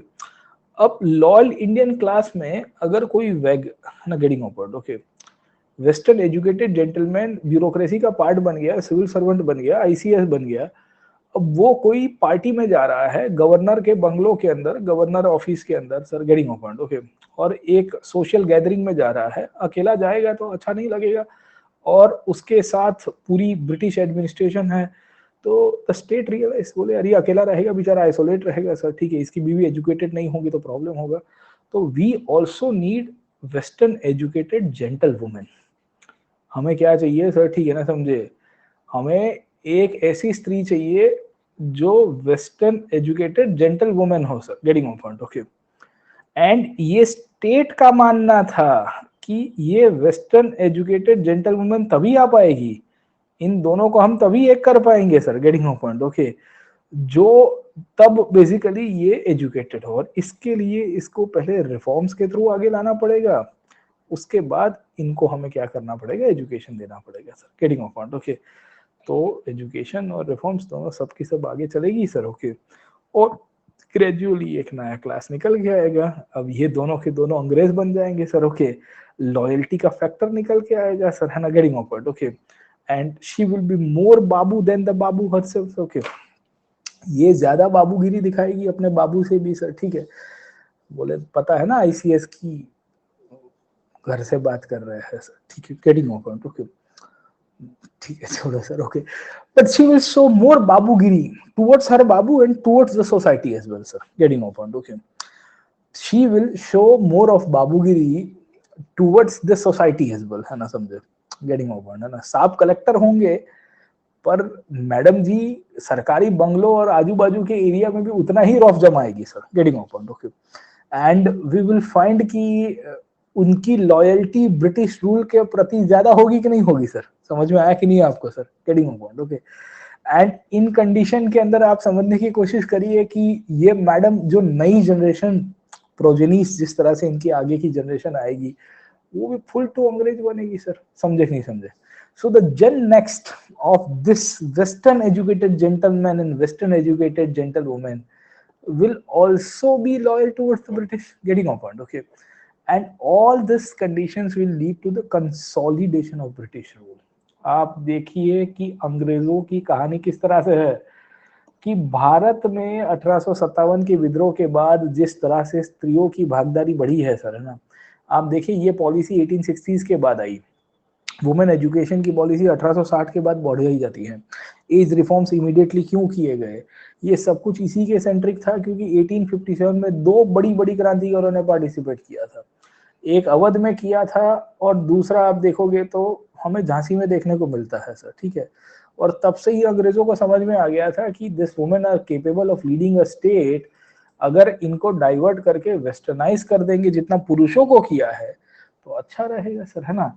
ये भाई साहब अकेला भी नहीं पड़ेगा सर, दोनों के दोनों वेस्टर्नाइज्ड है, दोनों की पिपुड़ी एक साथ बजेगी तो हमारा रूल तो कंसोलिडेशन होगा, इनकी नई जनरेशन भी ब्यूरोक्रेसी में आएगी, इनकी नई जनरेशन भी ब्यूरोक्रेसी में आएगी sir, getting my point. Okay, तो आप देखिए कि एक एक जेंडर को वेस्टर्नाइज करने से कुछ नहीं होगा सर। इनको पता था कि अगर ये उसके साथ शादी करेगी सर, है ना, वेस्टर्न एजुकेशन देने के बाद, और इनकी नई जनरेशन जो आएगी, प्रोजेनीज आएगी, रिप्रोडक्शन का एक बेसिकली रोल होगा सर, ठीक है ना, गेटिंग माय पॉइंट। ओके, तो वी विल फाइंड कि इसके बाद नई जनरेशन भी लॉयल्टी आएगी, एकदम ब्रिटिश रूल के फेवरेबल आएगी सर, है ना, समझे। तो कहानी आपको ये देखने को मिलती है कि भारत के अंदर ये पूरी की पूरी साजिश थी सर। ये मैं नहीं कह रहा हूँ, ये प्लासी टू पार्टीशन के अंदर शेखर बंदोपाध्याय ने लिखा है सर, ठीक है ना, getting my point. Okay, so we will find कि this is not my personal research, okay ना, समझे, this has been highlighted by Professor Shekhar Bandyopadhyay and Placid to Partition sir, ठीक है, and he has been quoting certain authors जहां उनका ये मानना था कि the state wanted education not to emancipate women, but they wanted to create western educated gentlemen. They should have an educated wives, they should have an educated mothers, so that new generation of loyal subjects can be reproduced sir, getting my point। okay, जितना भद्र लोग है उतनी ही भद्र महिला भी होनी चाहिए, महिलाओं को भी एजुकेशन मिलना चाहिए। आइडिया ये था कि वो अर्धांगिनी के रूप में ना करते हुए एक सपोर्ट सिस्टम बने sir, getting my point. Okay, एक सेल्फ सेक्रीफाइसिंग हिंदू वुमेन के रूप में काम करे, पर विक्टोरियन आइडियल्स को फॉलो कराए, मतलब ब्रिटिश रूल को हेल्प करे, पर दिखाने के लिए बताया जाए कि देखिए ये कॉलोनियल एडमिनिस्ट्रेशन की पार्ट के रूप में है sir, getting my point. Okay, तो इंटेंशन एजुकेशन के पॉइंट ऑफ व्यू से इमेंसिपेशन का नहीं है। The intention was not to liberate women, the intention was to make sure कि उनको लिमिटेड एजुकेशन दिया जाए, एक हद से ज्यादा भी नहीं, एक हद से कम भी नहीं sir, getting my point. Okay, है ना, मॉडरेट वे के अंदर दिया जाए। क्यों? क्योंकि अनएजुकेटेड वुमेन होगी तो उसके कारण मॉडर्नाइजेशन नहीं होगा, ब्रिटिश रूल का कंसोलिडेशन। ओवर एजुकेटेड वुमेन होगी तो पूरी की पूरी ब्रिटिश साम्राज्य की नैतिकता के ऊपर सवाल कर देगी सर, गेटिंग माय पॉइंट। तो बोले पढ़ाओ लिखाओ और शादी कराओ सर, समझे कि नहीं समझे, है ना, कि पढ़ाओ लिखाओ और शादी कराओ सर, ठीक है ना, समझे। तो वी विल फाइंड कि इन कंडीशन में, अब आपको लग रहा होगा पर ये खतरनाक साजिश है सर, ठीक है ना, स्त्रियों को लेके, and we will find that the British were very smart. They realized that the women participation can increase over a period of time, and we will see that there can be a problem to the British rule in India sir, ठीक है ना, समझे। और इसमें India के लोग भी इसमें शामिल थे, इंडिया के इलीट्स को भी मानना था कि स्त्रियों को लिमिटेड राइट्स मिलने चाहिए सर, गेटिंग ओवर। क्योंकि जितने भी रिफॉर्मर्स थे ये सब के सब कौन थे, है ना, मेल रिफॉर्मर्स थे सर, है ना, and they had their own set of notions, इससे ज्यादा नहीं। बस हमारे समाज में इससे ज्यादा स्त्रियां आगे नहीं जा सकती। बोले पढ़ाना, कॉलेज तक पढ़ा दिया, अब शादी करवा दो। पापा मुझे आईआईटी जाना है, आईआईटी बाईटी 12वीं तक पढ़ लिया, बहुत हो गया सर, ठीक है ना। पापा मुझे यूपीएससी करना है, तुम्हें ग्रेजुएशन किया, बीए करवाया, कम है तुम्हारे लिए sir, getting open. Okay, so it is the mail who will be taking the decision sir, getting open. Okay, and ये रियलिटी है सर, है ना। अब आपको लगेगा हार्श है, लड़ना पड़ेगा सर, ठीक है ना, कोई संघर्ष ऐसा नहीं कि स्त्रियों को लड़ना पड़ता है, पुरुषों को भी लड़ना पड़ता है सर, ठीक है। It's not like that कि only the woman has to fight, even the male, the boy child has to fight comparatively। आज तो वही समाज आ गया है सर, ठीक है ना, गेटिंग पॉइंट। ओके, तो सबको लड़ना पड़ रहा है सर, है ना। यूपीएससी के लिए तो खास करके लड़ना पड़ेगा, क्योंकि ये वो ऐसी एज ग्रुप है जहां आपके घर वाले आपसे एक्सपेक्ट करते हैं कि आप कुछ कमाना शुरू करो, पढ़ाई लिखाई बहुत हो गई, क्योंकि ये 22-25 साल के बाद सबका यही, देखो बोले कि ना बोले, माँ बाप के अंदर एक साइकोलॉजिकल एक थॉट है, बोले इतना इन्वेस्ट किया है 22 साल तक, है ना। देखो रियलिटी ये है ना हमारे समाज की, बोले इन्वेस्टमेंट के रूप में देखा जाता है बच्चों को भी, तो बोले अब इन्वेस्ट किया तो कम से कम खुद का निकालना शुरू करें। They do not expect you कि कमा के अब उनको घर पे दे दो, दे एक्सपेक्ट यू कि आप अपने पैरों के ऊपर खड़े हो जाओ sir. Okay, and that is the reason they keep on pestering you कि भाई कब होगा कब होगा, कुछ नहीं होगा तो कुछ और ले लो, है ना, कुछ और कर दो, प्राइवेट जॉब कर दो, है ना, क्लास 4 की एग्जाम दे दो, पटवारी की एग्जाम दे दो सर, ठीक। आपके घर वाले आपसे ये एक्सपेक्ट नहीं करे कि 50,000 कमा के 30,000 घर पे दे दो, नो, दे वर लाइक कि तुम अपने खुद के पैरों के ऊपर खड़े हो जाओ। नहीं हो पा रहा है तो शादी वादी कर लो, मतलब वो अलग ही कहानी है। कुछ नहीं हो पा रहा तो भी शादी करो, सिलेक्ट हो गए तो शादी करो, क्लास 3 में सिलेक्ट हो गए शादी करो, अरे आईएएस बनना नहीं उसके पहले शादी कर दो, ठीक है। तो वहां अलग ही विवाह चल रहा है सर, ठीक। बट ये कहानी आपको 19th सेंचुरी तक बड़ी देखने को मिलेगी इंडियन रिफॉर्म्स के अंदर सर, गेटिंग पॉइंट। ओके, और ये इंडियन रिफॉर्म्स के अंतर्गत हमें ये देखने को मिला कि 1880s और 1890s तक आते आते ठीक ठाक रिफॉर्मर आए।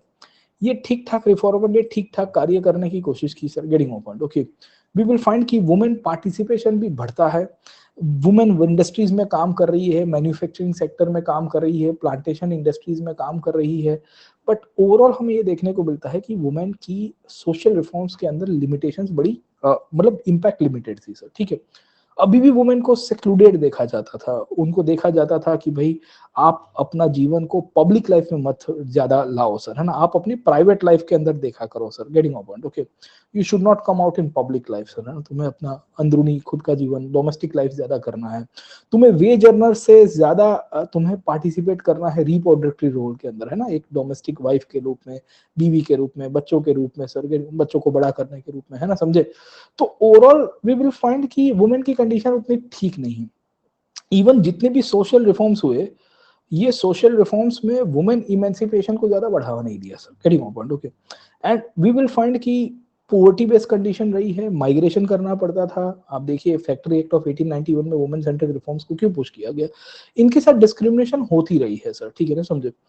बट एक चीज हम मानते हैं कि irrespective of the limitations of social reforms, with the transition from 19th to 20th century, now the social reform started executed, and now we will see कि new changes will be made sir, ठीक। अब ये changes क्या है sir, ठीक है। तो ये changes को कहते हैं न्यू वुमेनहुड का कंसेप्ट। ये न्यू वुमेनहुड का कंसेप्ट कहाँ से निकल के आया था sir, getting my point. Okay, with with द 20th century the new womanhood की, अब किसी ने कहा कि भाई स्त्रियों को सुंदर सुशील आदर्श नारी के रूप में नहीं रहना चाहिए सर, गेटिंग, अब पढ़ाई हो गई है, लिखाई हो गई है, तो आगे भी आना चाहिए। इंडिविजुअल राइट्स का भी सवाल आ गया है, अब सोसाइटी के लिए कब तक जीती रहेगी, खुद के लिए भी जीना चाहिए। अब उनको घरों से भी बाहर निकलना चाहिए और उनको बेसिकली व्यापारिक कामकाज जो भी है, बिजनेस है, जॉब्स है, उसके अंदर भी पार्टिसिपेट करना चाहिए। ये न्यू वुमेनहुड ने ग्रेजुअली वी विल फाइंड कि बहुत सारी चीजों को बदल दिया सर, है ना।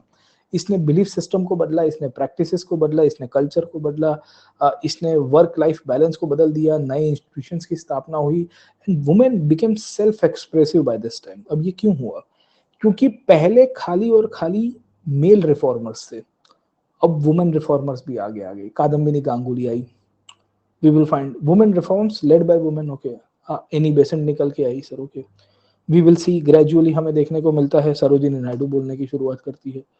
इस पीरियड के अंदर हमें देखने को मिल रहा है बेगम रोकिया बेसिकली मुस्लिम कम्युनिटी के लिए बात कर रही है सर। ओके, हाँ, सिस्टर निवेदिता निकल के आ रही है सर, ठीक है ना, समझे। तो वी विल सी कि good number of women are coming into the picture, they are coming into public life sir. Okay, और ये जिस तरह से पब्लिक लाइफ में चल रही है, इनकी पूरी ट्रांसफॉर्मेशन हुई सर। ओके, दूसरी कहानी हमें ये देखने को मिल रहा है कि अब इंडिविजुअलिज्म के ऊपर ज्यादा भार दिया जा रहा था कंपेयर टू सोसाइटलिज्म सर, ठीक है ना, समझे। देखिए एथिक्स दो तरह से डिफाइन होते हैं, एक होता है व्यक्तिगत और एक होता है समाज के लिए। पहले हमारे एथिक्स सोसाइटल थे, बोले समाज का कल्याण, समाज का कल्याण, समाज का कल्याण, आज भी है सर, ठीक है। बट अब बोला जा रहा है कि नहीं, समाज के साथ साथ व्यक्ति का भी देखना है sir, getting my point. Okay, तो now women got the rights of self expression, है ना, गेटिंग माय पॉइंट। ओके, और ये सेल्फ एक्सप्रेशन कैसे हुआ, जहां वुमेन ने ही वुमेन सेंट्रिक रिफॉर्म्स को इनिशिएट करना शुरू किया। पहले क्या थे कि मेल रिफॉर्मर्स थे, समझे कि नहीं समझे। पहले क्या थे, मेल रिफॉर्मर्स थे, अब स्त्रियां भी आ रही है, और स्त्रियां आने के साथ साथ वो कह रही है कि हम हमारा आवाज उठाएंगे। So they started writing it down in the newspaper, they started highlighting the case sir, getting my point। Okay, और कहा कि वुमेन इमेंसिपेशन जब तक नहीं होगा तब तक नेशनल मूवमेंट के अंदर इंक्लूसिविटी नहीं आएगी sir, getting my point. Okay, तो कब तक पुरानी विचारधारा से आप इसको चलाते रहेंगे सर, है ना, समझे। तो women were the protagonist, now they will link to the Indian national movement. Secondly there was a cult called Shaktism, है ना, समझे, उस पीरियड के अंदर निकल के आया एक प्रकार की विचारधारा थी सर, ठीक है, जिसको प्रीच किया जा रहा था by multiple leaders and personalities as well sir, getting my point. Okay, ये जो शक्तिज्म है, ये शक्तिज्म के बेसिस के रूप में हमें ये भी देखने को मिला कि we will come to know कि पहले तो वंदे मातरम का आइडिया पॉपुलर हुआ। ये वंदे मातरम का आइडिया वी विल सी कि मदर इंडिया को वर्शिप करने के दृष्टिकोण से बड़ा सिग्निफिकेंट हो गया। And then gradually we will come to know कि वी विल सी कि भारत माता के कंसेप्ट की बड़ी पॉपुलैरिटी हो गई सर, है ना, समझे। तो इससे भी अब 19 से 20th सेंचुरी तक जाते जाते न्यू वुमेन का प्रश्न आया और कहा गया कि भाई देखिए अब हमारा भी कर सकते हैं सर, गेटिंग पॉइंट, ओके। तो व्हाट डू वी सी कि now women empowerment had already been done, है ना, थोड़ा बहुत वॉइस मिलना शुरू हो गया था और इससे ही एक नए प्रकार की आंदोलन के अंदर पार्टिसिपेशन बढ़ती है sir, getting point, okay. So with the national movement coming into the picture, good number of women will be participating, be it young, be it old, be it from the urban families and rural families are getting opened, okay. We will see that the women centric organizations are now coming into the picture. The social reforms had already been implemented and women rights also came up, and the progressive women association जैसे पंडिता रामाबाई हुई sir, ठीक है। We will find कि इसी period के अंदर sister Subbulakshmi के बारे में मैंने आपको बताया कि she started working in Madras, ठीक है। बेगम रोकिया हुसैन आपको बंगाल के अंदर देखने को मिलती है, she founded the Muslim women association sir, ठीक है। इसी पीरियड के अंदर आपको डीडी कार्वे देखने को मिलेंगे। डीडी कार्वे साहब ने वी विल फाइंड कि मुंबई के अंदर वुमेन यूनिवर्सिटी की स्थापना की सर, गेटिंग पॉइंट, ओके। तो वी विल सी कि 1916 में ही एस्टैब्लिश वुमेन यूनिवर्सिटी। तो इस पीरियड के अंदर वुमेन सेंट्रिक कॉलेजेस और वुमेन सेंट्रिक इंस्टीट्यूशन सब बनने शुरू हो गए और पुरुष भी बनवा रहे थे and we will also find कि स्त्रियां भी बनवा रही थी सर, गेटिंग पॉइंट, ओके। दूसरा ये हुआ कि इंडियन लीडर्स को भी समझ में आया कि यार हमारा पूरा मूवमेंट कमजोर रहेगा अगर स्त्रियों की भागीदारी ना हो सर, ठीक है ना, समझे। एक दिन सबकी सब स्त्रियां गायब हो जाएगी तो क्या होगा सर समाज के अंदर sir, as simple as it can get sir, getting point, okay. तो अब कहानी ये देखने को मिल रही है कि वुमेन ऑर्गेनाइजेशंस की पार्टिसिपेशन बढ़ रही है। Men started approving the participation of women gradually because the men also realized कि without them we are imperfect, without them we will find कि we are incomplete as well, so ठीक है। तो होगा क्या कि जो कल तक परफेक्ट वाइफ की डेफिनेशन दे रहा था वो कह रहा था कि तुम आओ पार्टिसिपेट करो, तुम आओ हमारे साथ जुड़ो, तुम आओ तुम्हारे मुद्दों को उठाओ, हम भी उठाएंगे सर, गेटिंग पॉइंट, ओके। तो इन कंडीशन में वुमेन पार्टिसिपेशन बढ़ती है सर, ओके। ये बढ़ते बढ़ते इंडियन नेशनल मूवमेंट के अंदर आने की शुरुआत होगी and gradually we will find कि भारत माता का कंसेप्ट, शक्तिज्म की विचारधारा and over a period of time this became a symbolic ideation for the women participation in national movement. तो आपको फर्स्ट पार्ट समझ में आया कि how 19th century played a very important role in the emancipation or the participation of women sir, ठीक है। अगर reforms ना होते, अगर आइडेंटिटी ना क्रिएट होती, जेंडर आइडेंटिटी स्ट्रांग ना होती, न्यू वुमेनहुड का कंसेप्ट ना आता तो कुछ भी नहीं होता। देखिए एज ऑफ कंसेंट एक्ट क्या था। एज ऑफ कंसेंट एक्ट में मिनिमम एज 12 साल से 14 साल करवा दी गई सर, ठीक है ना, 12 एंड 14 ईयर्स रिस्पेक्टिवली। तो इससे क्या हुआ कि बड़ी मात्रा में पार्टिसिपेशन होता है सर, ओके, क्योंकि अब लोगों की अवेयरनेस बढ़नी हो रही है, मिनिमम मैरिज एक्ट हो गई सर, ठीक है। दूसरा हंटर कमीशन ने वुमेन पार्टिसिपेशन को लेकर बड़ा योगदान दिया सर, 1882 के अंदर हमें ये देखने को मिलता है sir, getting point, okay.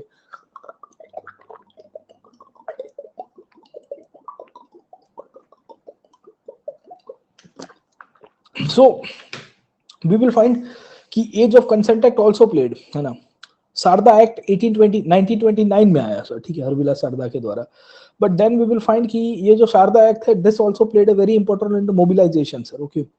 Hunter commission के बाद जितने भी एजुकेशनल इनिशिएटिव्स लिए गए इन सब के अंदर स्त्रियों का बेसिकली योगदान को लेकर बड़ी चर्चा हुई, एजुकेशन को लेकर भी डिस्कशंस होने शुरू हुए। तो ग्रेजुअली ये होता है कि शक्ति विचारधारा और शक्त संप्रदायों की जो विचारधारा थी जिसके थ्रू कल्चरल आइडेंटिटी स्ट्रांग हो रही है, भारत माता के सिद्धांत को बड़ा पॉपुलर किया गया सर, ठीक है। तो women question now were linked to the ideals of Bharat Mata और कहा गया कि मदर इंडिया जो है वो भारत माता के कंसेप्ट में रूप में है।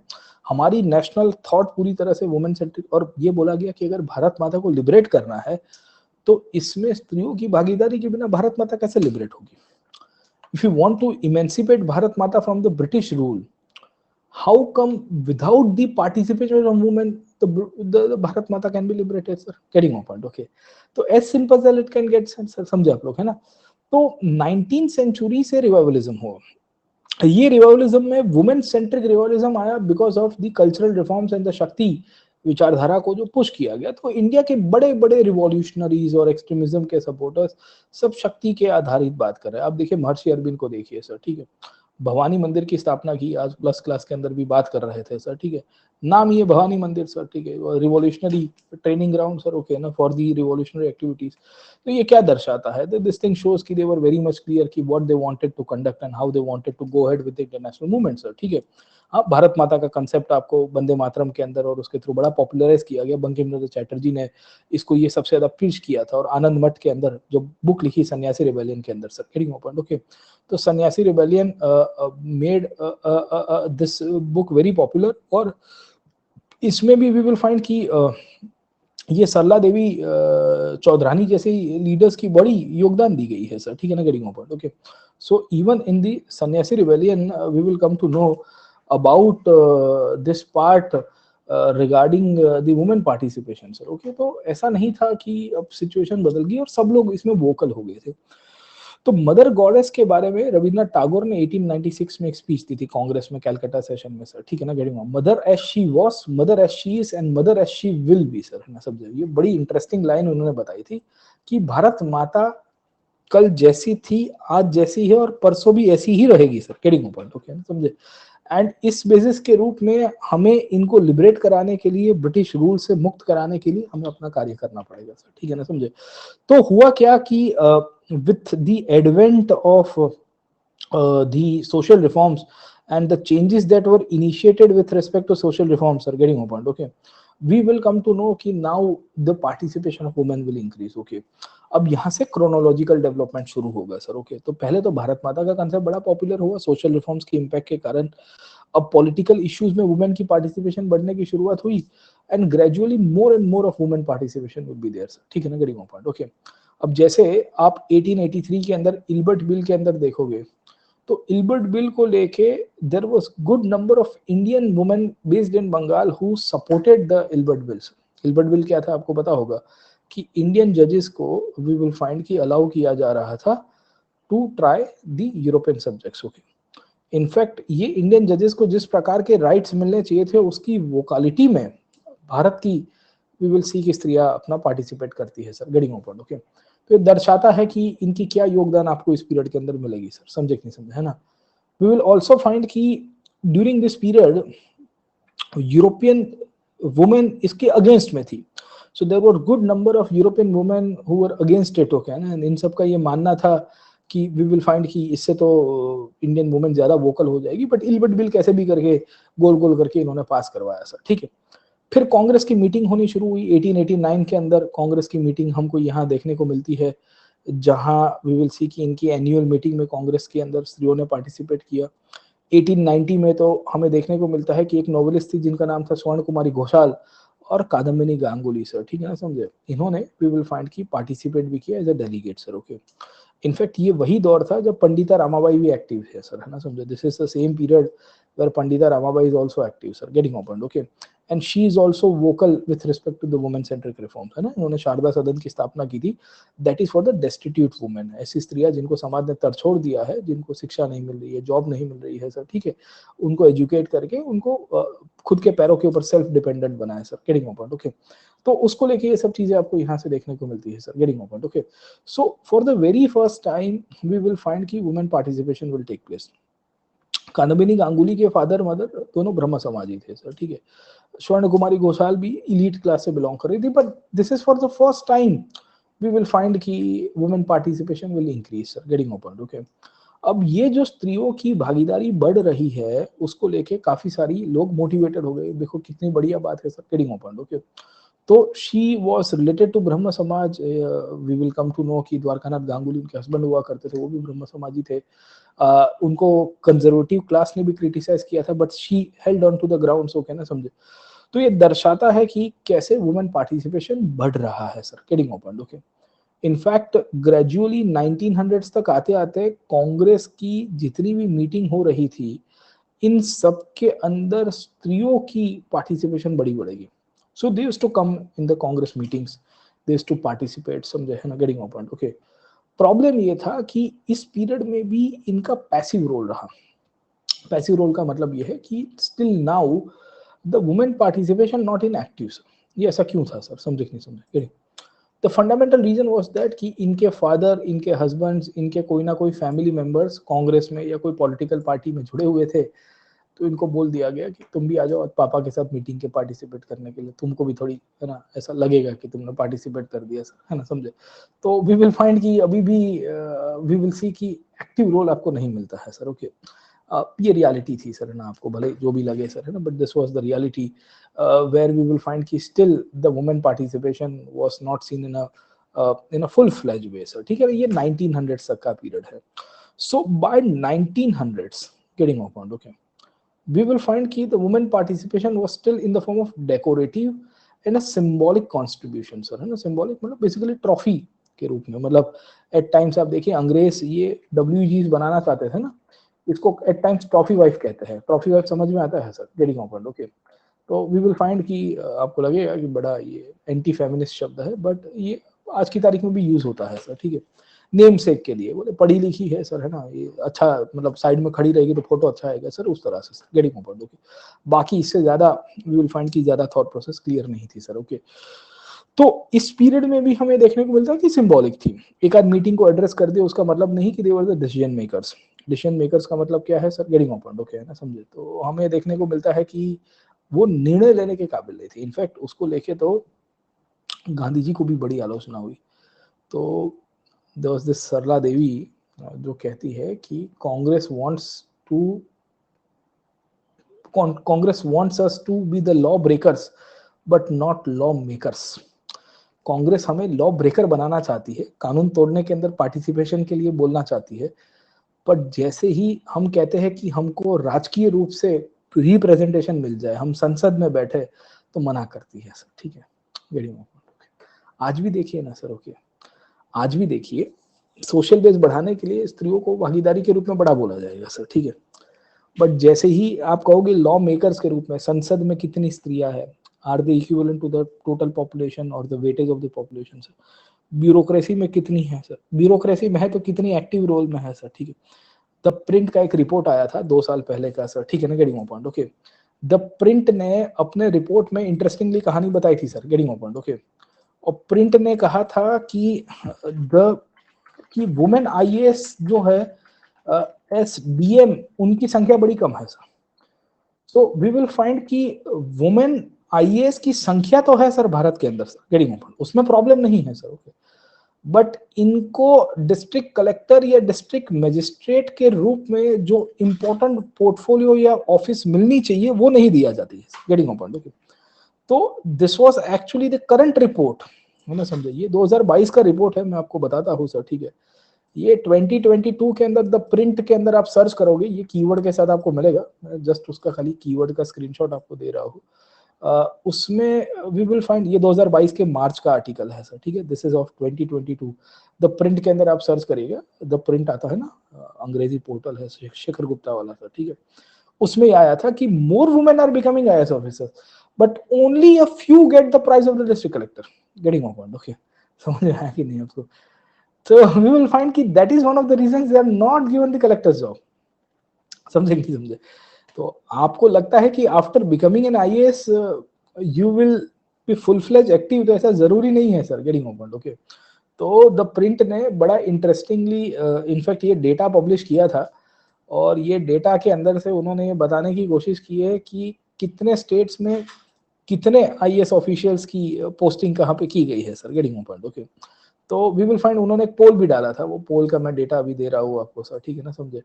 और वो पोल के अंदर उन्होंने ये बताने की कोशिश की थी कि we will see that Haryana में 4% है, छत्तीसगढ़ में 7% है, गुजरात में 9% है, मध्य प्रदेश बिहार में sir, getting of point, okay ना, समझे। तो ऐसे एरियाज जहाँ पे वी विल फाइंड कि उनका मतलब है ना, समझ गए ना सर, ठीक है ना, थोड़ा एक्टिविटी कम होता है वहाँ पे डाल दिया जाता है sir, getting of point, okay ना, कि आप બેનના નહીં આપવાનો। हमारे गुजरात में एक कहावत है, बोले બેન બહુ माथा भारे सर, ओके। तो वी विल फाइंड मैं जब ब्यूरोक्रेसी में था तो बोले हमारे एक बाजू के डिपार्टमेंट में सेक्रेटरी थे, तो हमारा कभी कभी इंटरेक्शन हो जाता था, तो मेरे कलीग बोले पेला બેન બહુ माथा भारे છે। मैं तो कई बेचना थे, मतलब फलाना वर्षना से छोड़ो उनके सब, है ना, खैर। तो वी विल फाइंड कि चलता रहता है सर, ठीक है। देखिए अब सब लोग हैं, अब मैं मन में तो सोच लिया, मैंने बोला देखो इनका विचार ऐसा है sir, getting of point, okay. खैर तो what do we see over here कि कहने की बात यह है कि even when the reforms were initiated, the women were participating as well, sir. Getting your point, okay. We will find कि इसमें क्या रीजन है, वुमेन डिसीजन नहीं ले सकते हैं ना सर, ठीक है, पर पसंद नहीं आता ना पेट्रियार्की को। आप देखिए पॉलिटिशियंस थोड़ी एनलाइटेंड है। Do you think that the politicians are enlightened class? वो तो मेजोरिटेरियन के ऊपर है सर, ठीक है, समझे नहीं समझे। उनका माइंडसेट बदलना देखो, आप उनके साथ डील कर रहे होंगे जिनका माइंडसेट कुछ अलग ही है सर। आप इंटेलेक्चुअल हो, आप रेनेसां पढ़ के आए हो, आप राम मोहन रॉय पढ़ के आए हो, आप विवेकानंद पढ़ के आए हो, आप ग्रेनविल ऑस्टिन पढ़ के आए हो सर, ठीक है ना। आपने बड़े बड़े रिपोर्ट्स पब्लिश किए हुए पढ़े हैं, पर आप जिनके साथ काम करोगे, आपकी जो पॉलिटिकल एग्जीक्यूटिव होगी वो तो मेजोरिटेरियनिज्म के ऊपर चलती है सर, ठीक है। वहां के जो मंत्री जी होंगे उनके विचार कुछ अलग होंगे सर, है ना। दे विल बी लाइक कि भाई इनको कहाँ ये कैसे ज्यादा सर, गेटिंग ऑफ। तो वी विल सी, ये तो कहानी अलग ही मिलती है आपको सर। खैर चलिए, तो ना ये संघर्ष आपकी चालू रहेगी बेटा, है ना। आप में से जो लोग ये सोच रहे हैं कि आईएएस आईपीएस बन गए, आईएफएस बन गए सर, उसके बाद मौज आ गई, नो, अभी तो शुरुआत है। Be ready for this thing. देखो लड़कों के लिए तो लड़कों की अलग ही संघर्ष होती है, उसको बेचारों को, उनको कोई पूछता ही नहीं है बेचारा सर, कोई एम्पैथी नहीं है सर, ठीक है।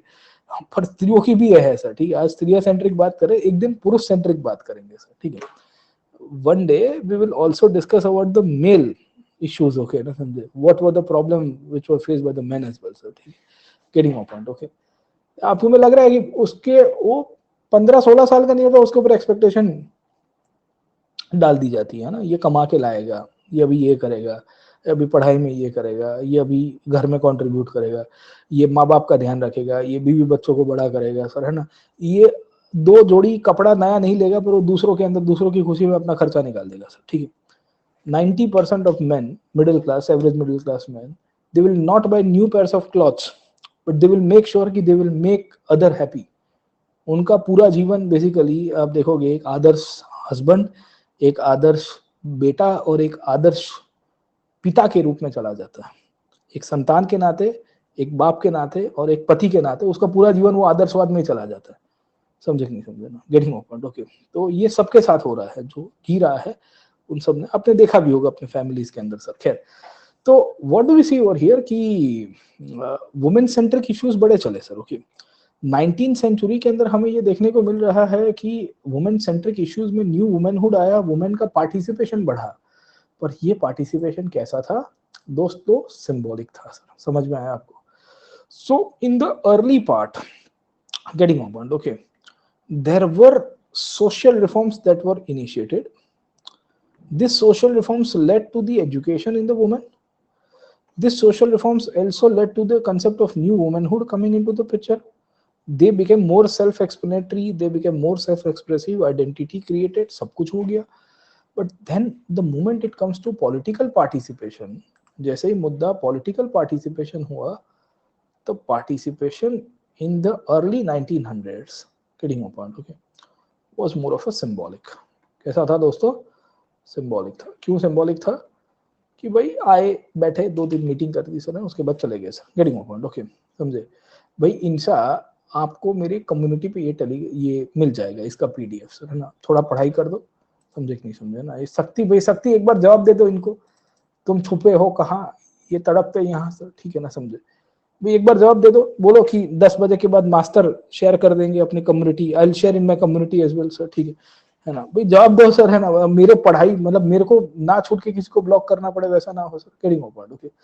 सो what do we see over here कि हमें ये देखने को मिल रहा है, देखो शक्ति फपड़ गए हैं, शक्ति बोल रहे हैं कि मेरे को ब्लॉक कर देंगे मास्टर, इसके लिए मैं कुछ जवाब नहीं दे रहा हूँ, एक जवाब दे दो, माफ कर देते हैं सर, ठीक है ना, गेटिंग ऑफ पॉइंट। चलिए, तो what do we see over here कि participation became very symbolic, okay. खैर उसके बाद भी पार्टिसिपेशन बढ़ा। अब जैसे आप देखोगे सिस्टर निवेदिता जैसी वुमेन का पार्टिसिपेशन भी बढ़ता है sir, getting on point, okay. अब ये कौन थे? तो फैक्चुअल एस्पेक्ट के अंदर आपको क्लियर होना चाहिए कि ये स्वामी जी की शिष्य हुआ करती थी। She was part of the Swami Vivekananda Ramakrishna Mission sir, ठीक है। And she her name was Elizabeth Noble sir, है ना, Margaret Elizabeth Noble, but she became sister Nivedita over a period of time sir, ठीक है। एंड इन्होंने अनुशीलन समिति में भी पार्टिसिपेट किया, इन्होंने स्वदेशी मूवमेंट में भी पार्टिसिपेट किया, इन्होंने भी गर्ल चाइल्ड को लेकर काम करना शुरू किया, और ये भारत माता का सिद्धांत बड़ा पॉपुलर हुआ sir, getting on point, okay.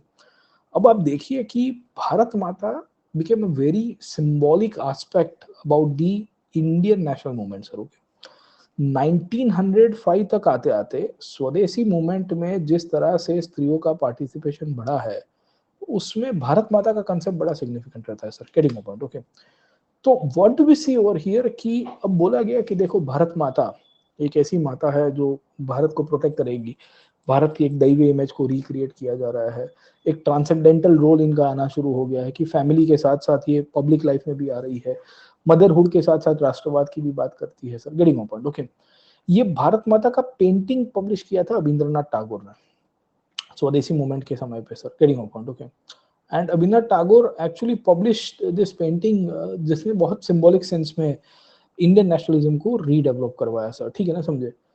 अब कुछ लोगों का ये भी मानना है कि भारत माता से राष्ट्रवाद बढ़ा नहीं है, ऊपर से वी विल फाइंड की चला गया है। बोले काहे? बोले उनका जो रियल एम्पावरमेंट है, रियल पावर है, वो तो चला गया, एक मिथ्या के रूप में तुमने एक इमेज बना दिया। मिथ्या के रूप में मतलब तुमने बता दिया कि वो घास देती है, वो एजुकेशन देती है, वो डिवाइन है सर, है ना, वो दैवीय है, वो तुम्हें आशीर्वाद दे रही है sir. Getting point? Okay, but then we will find कि इन कंसिस्टेंट में किसी ने कहा कि it was more of a myth rather than the real power, but जो भी माने सर। Okay, 1900s was actually the period where the concept of Bharat Mata became very popular, and after 1900s we will see more and more number, घास मतलब fertility sir, है ना, खाना देती है हमें सर। Getting point? ओके, मतलब घास का मतलब क्रॉप्स देती है सर। बुद्धि तो लगा दो थोड़ा सा, ठीक है ना, समझे? तो वो अनाज देती है इसके लिए सर, है ना, फर्टिलिटी के पॉइंट ऑफ व्यू से उनको देखा जाता है कि देखो she gives us the food as well sir. खैर चलो, so this became very significant and a national image throughout the national movement, and we will come to know कि अब women participation और बढ़ रहा है सर। ठीक है, अब देखिए क्या हुआ सर। ओके, 1905 के बाद, है ना, from 1905 onwards we will find कि more and more number of women participation will take place sir. Getting point? Okay, स्वदेशी मूवमेंट के बाद हमें देखने को मिलता है कि स्त्रियों की भागीदारी बढ़ी सर।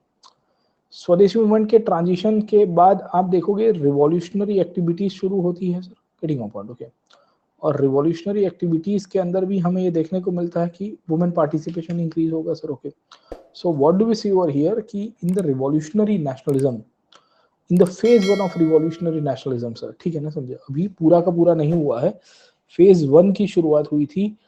इस पीरियड के समय पे भी हमें ये देखने को मिलेगा कि वुमेन पार्टिसिपेशन बढ़ता है सर। Getting point? ओके, अब आप पूछोगे कि सर फेज वन में कैसे बढ़ा सर। ओके, तो फेज वन के अंदर हमें देखने को मिलता है कि इनिशियल दौर जो था, ये इनिशियल दौर के अंदर कुछ कुछ क्रांतिकारी घटनाओं में लॉजिस्टिक्स और बाकी सारी हेल्प करने के लिए स्त्रियों का योगदान आपको मिलेगा सर। Getting point? ओके, तो व्हाट डू वी सी कि there will be lady called as Sarla Devi Chaudhrani. Getting point? Okay, and there is one more lady called as Naina Bala Devi sir. ठीक है ना, समझे? Both of them took part in the Anushilan Samiti activities. ये जो अनुशीलन समिति आप देख रहे हो sir. Getting point? Okay, this became a very significant grouping in the Swadeshi, in the post-Swadeshi movement, and they were working in the form of messengers, they were working in the form of couriers, they were working in the form of like no transition points, जिसके through हमें ये देखने को मिल रहा है कि women participation के अंदर कहीं ना कहीं हमें इसका बेसिस मिल जाएगा सर। Getting point? ओके, अब कहानी आपको ये भी देखने को मिलती है कि स्वदेशी मूवमेंट में भी स्त्रियों ने भागीदारी ली, जैसे बॉयकॉट करना था, विदेशी वस्तुओं का बॉयकॉट करना था sir. Getting point? Okay, we will see that इन्होंने उस पीरियड में ब्रिटिश सरकार को वी विल सी कि अपनी बैंगल्स भेजी थी, और तोड़ी हुई बैंगल्स भेजी थी कि भाई तुम इसके ही लायक हो सर। Getting point? ओके, तो थोड़ा सिंबॉलिक जेस्चर के रूप में भी हमें ये मिलेगा कि अब इनका पार्टिसिपेशन बढ़ गया सर। ओके, इनफैक्ट बंगाल के विभाजन को इन्होंने लक्ष्मी माता के साथ जोड़ा था। How it is related to Lakshmi sir. ठीक है ना, समझे? सो इट इज सेड कि Bengal used to be one of the richest places in the country, और ब्रिटिश ने बंगाल को तोड़ दिया है, इसके कारण हमारी लक्ष्मी माता बंगाल छोड़ के चली गई है। Getting point? ओके, तो ये बोला गया कि if we want to have a joint Bengal, then only then the recreation of Bengal can take place.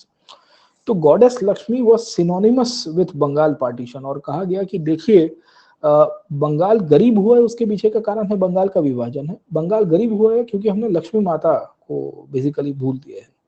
तो लक्ष्मी माता को पूजेंगे तो बंगाल की यूनिटी भी वापिस आएगी और हमारा जो इम्पावरिशमेंट हुआ है वो भी ठीक हो जाएगा sir, getting my point? Okay, तो हमें ये देखने को मिल रहा है कि एक से अधिक प्रकार की क्रांतिकारी और बाकी सारी एक्टिविटीज में वुमेन की पार्टिसिपेशन बढ़ती है, and this is how the revolutionary activities of phase 1 became the background of the revolutionary trends in India sir, getting my point? Okay, अब ये जो ट्रेंड आपको देखने को मिल रहा है, ये वो ट्रेंड था जिसके कंटेम्प्ररी पीरियड के अंदर हम ये भी कह सकते हैं कि जो गदर मूवमेंट था, ये गदर के अंदर भी हमें कंट्रीब्यूशन मिलेगा sir, getting my point? Okay, अब हमें क्या मिलता है कि in the Ghadar movement there was a lady called as Gulab Kaur sir, ठीक है ना, समझे? she actually mobilized the revolutionaries based in Southeast Asia sir, ठीक है? And we will find कि in the Southeast Asia she made sure that the revolutionaries should participate in the revolutionary aspect as well sir, getting my point? Okay, तो ये शायद आपको सवाल भी पूछा गया था with respect to the test series आपने दिया होगा, all India mock test, okay ना, समझे? उसमें गुलाब कौर का नाम दिया गया था। तो ऐसे बहुत सारी और भी स्त्रियों का है, कुछ कुछ का स्लाइड्स में है, कुछ कुछ का यहाँ पे लिखवा रहा है sir, getting my point? Okay, तो वी विल फाइंड कि रिवॉल्यूशनरी एक्टिविटीज में बढ़ता है। हमें ये देखने को मिला कि स्वदेशी मूवमेंट हुआ, रिवॉल्यूशनरी एक्टिविटीज चलती है सर, ठीक है? अब बात आगे चली सर, है ना? आगे चलते चलते 1915 तक आते आते अब और डेवलपमेंट हुआ सर, ठीक है? 1915 तक आते आते वर्ल्ड वॉर 1 के ट्रांजिशन में वी विल सी कि एनी बेसेंट निकल के आ गए थे sir, getting my point? Okay, Annie Besant के साथ साथ हमें ये भी देखने को मिल रहा है कि आपकी भिखाजी कामा भी निकल के आई थी sir, getting my point? Okay, so now Bhikaji Cama, Annie Besant, both became very popular in their respective areas sir, okay? So what do we see over here कि both of them participated, okay? Bhikaiji कामा तो 1907 से ही active थी, 1906-7 से ही sir, okay? तो पहले London में हुआ करती थी। She was the secretary of दादा भाई नौरोजी सर, ठीक है? And later on she joined the revolutionary activities in Paris, क्योंकि लंदन में इनके ऊपर तलवार गिर गई थी after Savarkar and other people were caught. In fact Savarkar को सबसे इनिशियली लंदन में जो रिवॉल्यूशनरी ट्रेंड की तरफ लेके गई वो भी ये थी सर ना। सावरकर पहले से क्रांतिकारी थे, but she helped him in a very significant revolutionary way by providing him literature and other things as well, and she was also a messenger and courier as well sir, ठीक है? In fact France में सावरकर को बचाने भी आई थी, पर खैर सावरकर को फिर सरकार ने पकड़ लिया था। But then we will find कि इन्होंने वंदे मातरम न्यूज़पेपर लिखा, मदन तलवार करके न्यूज़पेपर लिखा, सावरकर को बचाने की कोशिश की गई थी मार्शल के पास, और इन्होंने ही स्टटगार्ट में जर्मनी में एक सोशलिस्ट कॉन्फ्रेंस में इंडिया का फ्लैग बनाया था सर, ठीक है? तो ये वैसी क्रांतिकारी आपको देखने को मिलेगी जो भारत को रिप्रेजेंट कर रही थी भारत के बाहर सर, ठीक है? एनी बेसेंट जैसे आपको क्रांतिकारी मिलती है आपको ओवर पीरियड ऑफ टाइम, जो थियोसॉफिकल सोसाइटी के पार्ट में आई थी। थियोसॉफिकल सोसाइटी में भी आपको एक वुमन रिफॉर्मर थी, मैडम ब्लेवेट्स्की सर, ठीक है? और उसके बाद ही एनी बेसेंट आई, इन्होंने सेंट्रल हिंदू कॉलेज की स्थापना की, फिर थियोसॉफिकल सोसाइटी की प्रेसिडेंट बनी, होम रूल की शुरुआत की, कांग्रेस की अध्यक्ष बनती है sir, getting my point? Okay, in fact इन्होंने दो चीजें बदलाव की सर, ठीक है? पहली की वो थी, इन्होंने 1919 में जब मॉन्टफोर्ड रिफॉर्म्स आया सर, ठीक है ना, गेटिंग माय पॉइंट? ओके, ये मॉन्टफोर्ड रिफॉर्म्स के समय पे सरकार को एक अर्जी दी थी, और अर्जी में कहा था कि स्त्रियों को वोटिंग राइट मिलने चाहिए। मतलब ये 1919 की बात है। तब तक तो वी विल फाइंड कि अंग्रेजों ने इंग्लैंड में भी नहीं दिए थे वुमेन को voting rights, getting my point? Okay, so the voting rights were not given even to the women in England. Annie Besant has been demanding in India as well sir, ठीक है ना, getting my point? Okay, तो 1919 में, तो 1920 के बाद तो New Zealand ने देने शुरू किए। 1920 में it was New Zealand who first gave the voting rights to women. उसके पहले तो किसी को नहीं दे सके। एनी बेसेंट तब मांग कर रही है मॉन्टफोर्ड के सामने, बोले हमको दे दो sir, getting my point? Okay, equal voting rights की मांग हो रही है। इन्होंने कांग्रेस के अंदर हंगामा किया when she became the Congress president sir, okay, तभी भी इन्होंने हंगामा किया था sir, getting my point? Okay, तो what do we see over here कि she used to write at that time sir, है ना, समझे? तो over a period of time इनकी कॉमन व्हील करके न्यूज़पेपर आपको देखने को मिलती है।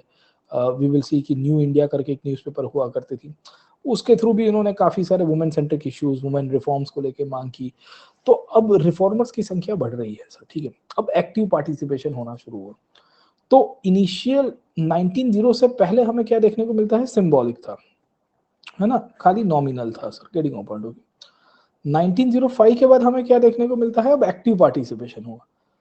एक्टिव होने का मतलब ये नहीं है कि मास पार्टिसिपेशन हो रहा था, बट इंडिविजुअल सेंटर के रूप में, इंडिविजुअल सेंट्रिक आप देखोगे तो पार्टिसिपेशन बढ़ रहा था। अभी भी उतनी बड़ी मात्रा में स्त्रियां बाहर नहीं आ रही, पर आ रही है सर, ठीक है ना। वो कह रही है कि हमें अपना आवाज उठाना है, हमें हमारी मांगे कैसे भी करके अपना योगदान देना है सर। Getting point, okay.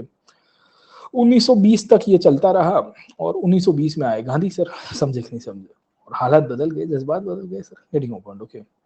अब आप समझिए कि 1920s के बाद गांधी की एंट्री हुई, चीजें बदली सर, हो गया। गांधी की एंट्री से एक तो वुमेन की पार्टिसिपेशन में डायरेक्ट इम्पैक्ट होगा, दूसरा जो बाकी सारे लीडर्स थे वो भी अपना रोल प्ले कर रहे थे, जैसे एनी बेसेंट और बाकी सब ने काम करना शुरू किया था, तो they also started playing a role sir, है ना। अब जैसे मैंने आपको बताया एसएनडीटी यूनिवर्सिटी बनी मुंबई के अंदर 1916 के अंदर, मतलब वो वुमेन यूनिवर्सिटी थी, वुमेन कॉलेज के रूप में थी। तो ये दर्शाता है कि अब वुमेन और एजुकेट हो रही है सर। गेटिंग पॉइंट, गांधी के आगमन के बाद चीजें बदल गई सर, है ना। अब ऐसा क्यों हुआ था सर, ओके। तो दो तीन चीजें आपको देखने को मिलेगी। Gandhi ji over a period of time, जब से अफ्रीका में थे ना 1900s में, तब से ही इन्होंने वुमेन के रोल को देख लिया था, बोले ये पार्टिसिपेट कर सकते हैं सर। Getting point, okay. उनको एक चीज बड़ी क्लियर कट थी कि भाई वुमेन सेंट्रिक रिफॉर्म्स और उनका पार्टिसिपेशन होना चाहिए सर। Getting point, okay. उनका ये भी मानना था कि हमें वेस्टर्न एजुकेटेड वुमेन नहीं चाहिए, हमें इंडियन वुमेन चाहिए, समझे कि नहीं समझे, है ना। वो वेग्स वाली जो कहानी थी ना सर, समझे, वो वेग्स वाली कहानी से ये अलग चले गए सर, है ना। मैंने बताया कि अंग्रेज क्या चाहते थे, what the British wanted sir, है ना। ब्रिटिश वर लाइक कि ऐसी वाइफ होनी चाहिए जो आईसीएस के बाजू में खड़ा रहे, तो फोटो में अच्छी दिखनी चाहिए, कहीं जिमखाना में कहीं क्लब में पार्टी चल रही है तो मेम साहब होने चाहिए साहब के साथ, है ना, सादी भाषा में मेम साहब होनी चाहिए सर। गांधी वॉज लाइक कि नो मेम साहब, है ना, मेम साहब तो बहुत है हमारे पास। गेटिंग पॉइंट, ओके ना, समझे। रामुखाखा, रामुखाखा इसको लेके जाओ सर, है ना, समझे। तो Gandhi was like we don't need रामुखाखा वाली वैक्स, ओके ना। Getting point, okay. बॉलीवुड देखा, मूवीज देखी, 1960s की मूवीज देखी आपने। 1960s की मूवीज में आपको वैक्स बड़ी दिखेगी सर। वैक्स, वैक्स दोनों प्रकार के वैक्स, WEGW एंड WEG, ये दोनों दिखेंगे सर, ठीक है। Gentleman and gentle women both sir, ठीक है ना, समझे। क्योंकि उस टाइम वो कॉलोनियल हैंगओवर था ना, तो कॉलोनियल हैंगओवर में इलिटिज्म बड़ी थी सर। गेटिंग पॉइंट, अरे जन्मा तो मैं भी नहीं था, मैं कहाँ पाषाण युग से बात कर रहा हूँ सर। उसका मतलब ये थोड़ी है कि मैं चीजें अवेयर ना हो मेरे। पूछ रहे कि सर हाँ उस टाइम हमारा जन्म नहीं हुआ था, हमें नहीं पता है सर। तो मैं क्या गांधी जी के समकालीन दिख रहा हूँ या मैं स्टोन एज का समकालीन दिखता हूँ सर। थोड़ा उम्र हो गया उसका मतलब ये थोड़ी है। And there was this question, मैंने बताया था शायद आपको, एक बार मैं मॉक इंटरव्यू में बैठा था 3-4 साल पहले, प्री कोविड बात है मोस्ट ऑफली। तो देयर वाज दिस कैंडिडेट जिनके बारे में कुछ हिस्ट्री का क्वेश्चन पूछा बोर्ड ने, और वो बोर्ड ने जब सवाल पूछा तो सामने वाले बंदे ने जवाब क्या दिया पता है, बोले sorry sir I am not aware about that part because मेरा जन्म नहीं हुआ था, मेरा बर्थ नहीं हुआ था उस साल में, और इसके लिए मुझे नहीं पता। मतलब बोर्ड पूरा हंस रहा है उसके ऊपर। बोले यार ये तो कोई मतलब, वो होता है कि सर अवेयरनेस नहीं है सर, मैंने पढ़ा नहीं है, मैं उसको पढ़ूंगा पढ़ूंगी जो भी है सर, ठीक। फिर यहाँ ऐसा जवाब आ रहा है सर, ठीक है ना, समझे, है ना। हाय राम सर, है ना, गेटिंग पॉइंट, ओके। चलिए, तो what do we see over here कि ये भी आपने यही किया सर, है ना, समझे। बोले सर वो रामू काका वाला पार्ट नहीं पता, वो देख लो सर, है ना, आपको कुछ ना कुछ तो अवेयरनेस नहीं होगा तो बात अलग है सर, क्या। तो with the entry of Gandhi, Gandhi started highlighting this case. Getting point, okay. Gandhi ji ने वुमेन रिफॉर्म एसोसिएशन के लीडर्स को मिला, उनके साथ चर्चा की, कहा कि क्या क्या प्रॉब्लम्स है। तो गांधी कहते थे कि हमें WEGW की आवश्यकता नहीं है sir, western educated gentle women की नहीं आवश्यकता, हमें इंडियन वुमेन की, pure form self control, Sita, Damayanti, Draupadi जैसे कैरेक्टर्स को हाईलाइट किया। कहा कि ब्रिटिश रूल रावण के समकक्ष है और उसने हमारी सीता मैया को किडनैप करके रखा है, अब हमें वो सीता मैया को आजादी दिलानी है सर, ठीक है। So he compared the British rule with respect to Ravan, समझे, बोले रावण है सर, ठीक है ना, समझे। Getting point, okay. बोले ब्रिटिश रावण है, हमें आज की सीता मैया को आजाद दिलानी है सर, ठीक है, और इसके लिए स्त्रियों का भागीदारी सबसे बड़ा चाहिए सर। गेटिंग पॉइंट, तो उन्होंने नए मीनिंग्स को रिकंस्टिट्यूट किया, नई इंटरप्रिटेशंस निकाली सर। गेटिंग पॉइंट, और कहा कि देखिए आज की स्त्री, भारतीय स्त्रियों को भी सीता मैया की तरह सोचना चाहिए, उनको भी अपने सेक्रीफाइसेस देने चाहिए। सीता मैया ने कैसे सेक्रीफाइस दिए, कितने साल तक वो, है ना, वनवास में भी चली गई और उसके बाद फिर रावण भी लेके गया सर। Getting point, okay. तो इन कंडीशन में he motivated the women to come out, और कहा कि भाई स्त्री और पुरुष तो एक ही है सर, है ना, समझे। और इन कंडीशंस में उन्होंने बताने की कोशिश की कि भाई उनकी फ्रीडम, लिबर्टी, एंसेस्ट्रीनेस, उनकी जो पुरानी भूतकाल में जो शक्ति थी सर, उनको याद करना चाहिए sir. Getting my point? Okay, अब यहाँ से बोला गया कि भाई देखो गांधी तो बड़ा मोटिवेट कर रहे थे, पर गांधी मोटिवेट करने के साथ साथ अमुक लिमिटेशंस भी डाल रहे थे। लिमिटेशंस क्या थी सर? ठीक है ना, समझे? तो गांधी को किसी ने पूछा कि आप चाहते हो कि स्त्रियां संसार छोड़ के आ जाए, है ना, सब कुछ छोड़ के सीधा पार्टिसिपेट करे? गांधी वाज लाइक कि नो नो नो, वैसा नहीं है सर। स्त्री और पुरुष इक्वल है, पर प्राकृतिक रूप में तो इक्वल नहीं है ना, है ना। तो उनकी कुछ ड्यूटीज है, फैमिली ड्यूटीज है, रिस्पॉन्सिबिलिटीज है, बच्चे है, फैमिली है, हस्बैंड है सर, ठीक है ना, समझे? तो वो छोटे मोटे आंदोलन में पार्टिसिपेट करे पर एक्टिव करे। जैसे वी विल फाइंड की पिकेटिंग कर दे, है ना, कोई आंदोलन हो रहा है तो आंदोलन के अंदर सरकार की आलोचना करनी है तो वहां पहुंच जाओ, है ना, उनको हाय हाय करो, प्ले कार्ड्स लेके आ जाओ। दुकान के बाहर फॉरेन गुड्स का बॉयकॉट करना है तो वो कर दो। हाँ, दारूबंदी को लागू करवाने के लिए अब अगर घर में पुरुष दारू पी रहा है तो उसको शेमिंग करो, हाय हाय हाय हाय, ठीक है ना, गेटिंग माय पॉइंट? ओके, तो प्रॉब्लम ये है कि Gandhi ji, we will find कि स्त्रियों को एक्टिवली पार्टिसिपेट करने में अभी भी अगेंस्ट में थे। 1920 के दौर पे बात कर रहा हूँ, 1920s में। His concept remained in a certain limitations. उनको पता है कि भाई पार्टिसिपेट करना, पर उतना एक्टिव नहीं होना, बोला बड़ा वाला नहीं सर। बट उसके बावजूद भी there were women who were motivated by, समझे कि नहीं समझे? गेटिंग? ये कौन थी? ये थी Anusuya ben Sarabhai. She was the sister of Ambalal Bhai. Ambalal Bhai was the owner of the Ahmedabad mill satyagraha. Mill के मालिक थे अहमदाबाद में, टेक्सटाइल मिल्स के। She worked and she became a follower of Gandhi, and she formed the Textile Labor Association with Gandhi. And we will find कि ये विक्रम साराभाई की sister थी sir. Exactly sir, getting my point? Okay, so we will find कि इनकी sister थी sir, है ना, समझे? Vikram Sarabhai, Ambalal Bhai and Vikram Sarabhai were father son. Okay, Anasuya Ben was the sister sir, getting my point? Vikram Sarabhai, Vikram Sarabhai was the son of Ambalal Bhai sir. खैर चलिए, तो what do we see over here कि ग्रेजुअली इन दिस कोर्स हमें देखने को मिल रहा है कि अब वुमेन पार्टिसिपेशन बढ़ा।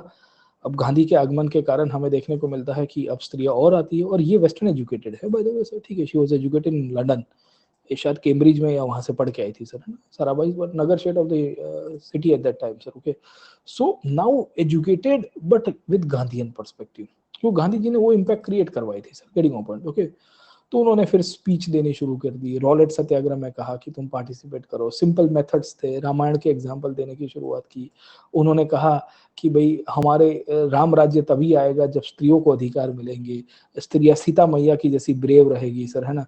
स्त्रियों को अपनी फेथफुलनेस, अपनी वर्च्यूज को कभी नहीं भूलना चाहिए सर, गेटिंग पॉइंट? ओके, तो गांधी जी उस पीरियड के अंदर सबको एड्रेस कर रहे हैं सर, है ना, समझे? एंड 1920-21 में जब रॉलेट सत्याग्रह हुआ 1919 में सर, 1920 में सर, ओके, 1919 में हुआ, जनवरी फरवरी में रॉलेट सत्याग्रह हुआ। मार्च में तो, फिर अप्रैल में तो जलियांवाला बाग हो गया सर, ठीक है।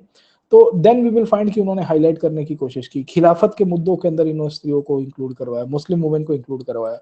तो मौलाना शौकत अली को कहा जाता है कि तुम भी स्त्रियों को बोलो कि पार्टिसिपेशन बढ़े सर, ठीक है। So how he is addressing sir, getting my point? And in condition में वी विल सी कि Gandhi will be mobilising the women.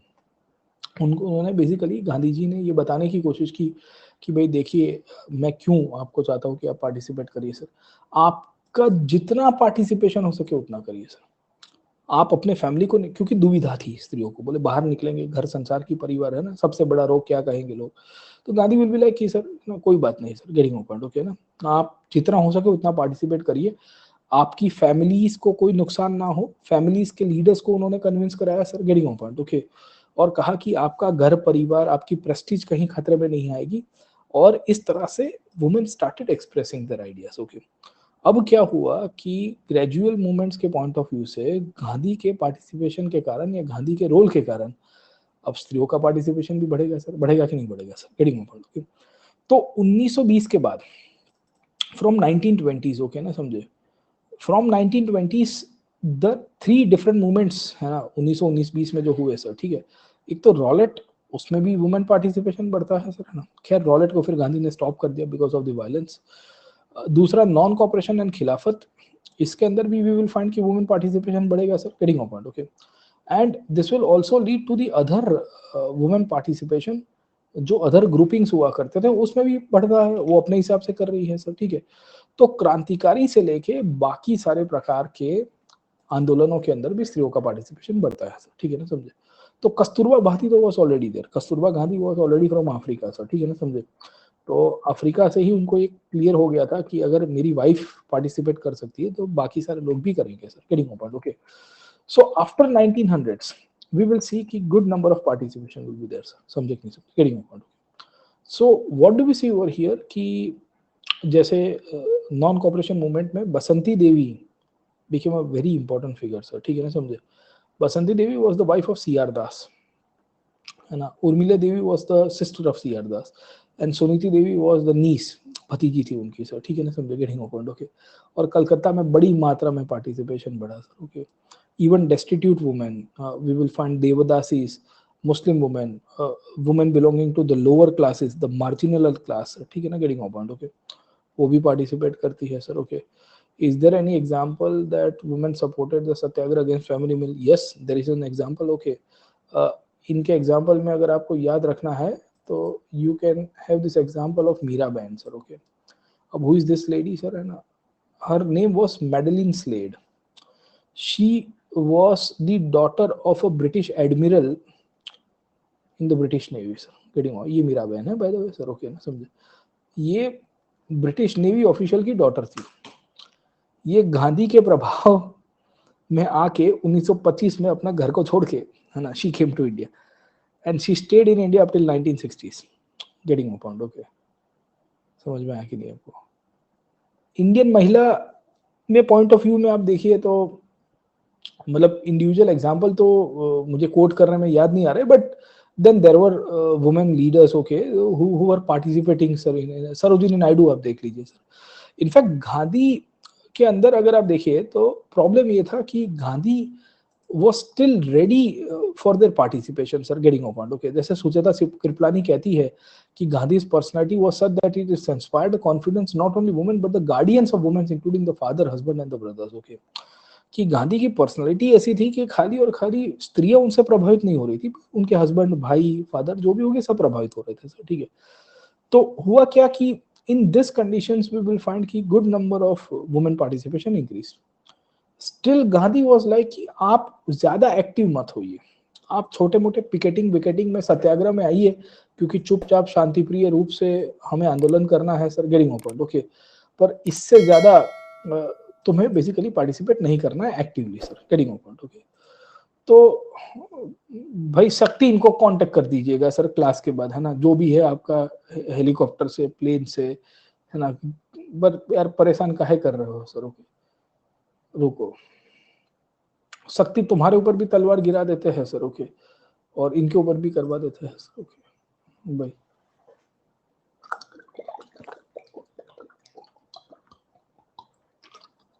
मैं यहाँ मिलाने के लिए बैठा हूँ सर, ठीक है ना, getting my point, okay.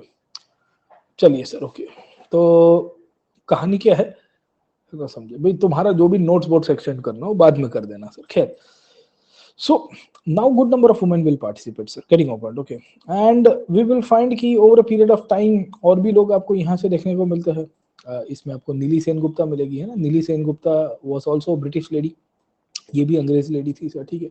She also came to India sir, ठीक है ना। She married JM Sen Gupta, Jatendra Mohan Sen Gupta को मैरी करती है sir, getting my point, okay. तो हमें यहाँ से देखने को मिलता है कि इनको भी कांग्रेस प्रेसिडेंट बनाया गया सर, ओके। तो good number of women participation भी था। ऐसा नहीं था कि 1920 के दौर में स्त्रियों की भागीदारी कम होती है, बढ़ती है। अभी भी एक्टिव रोल नहीं है सर, गेटिंग माय पॉइंट। ये क्यों नहीं था? तो जैसे गांधी जी का मानना था कि देखिए बड़े एक्टिव रोल में आएंगे इनकी फैमिली डिस्टर्ब होगी, बड़े एक्टिव रोल में आएंगे तो वी विल फाइंड कि इनकी cultural life, social life disturb होगी। एक्टिव रोल का मतलब ये था कि यहाँ काफी सारे लोगों को जो ऑर्थोडॉक्स सोसाइटी है उसको पसंद नहीं आएगा सर, ठीक है। तो आप पैसिव रोल के अंदर चलिए sir, getting my point, okay. तो प्रॉब्लम ये हुआ कि 1920s के ट्रांजिशन के अंदर भी वी विल फाइंड कि women participation increased but they were still not in a fundamentally active roles, ठीक है। इनके हस्बैंड्स ने कहा इसके लिए पार्टिसिपेट कर दिया, इनके फैमिली मेंबर्स ने कहा पार्टिसिपेट कर दिया, इनको डोमेस्टिक ड्यूटी से एक स्टेप आगे जाके कहा गया पार्टिसिपेट करो सर, गेटिंग माय पॉइंट।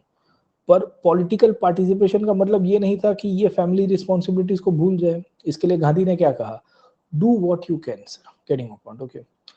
समझ में आया कि नहीं आया, बट प्लीज मेक श्योर कि you don't go beyond your family. अब देश को डिवाइड करना है, डिसाइड करना है या फैमिली का डिसीजन लेना है, उसमें तुम अभी भी फिर से घुमा फिरा के ये कह रहे थे कि भाई तुम देश को नहीं फैमिली को प्रेफरेंस दो।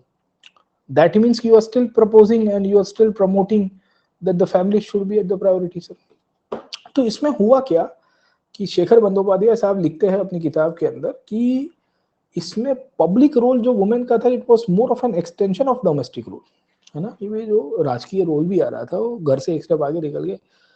तो पहले क्या था कि पापा के साथ मीटिंग में जाते थे, अब पापा सत्याग्रह कर रहे हैं तो बाजू में स्टेज पे हम बैठ भी गए, एक बार नारा लगा दिया साइमन गो बैक, समझे।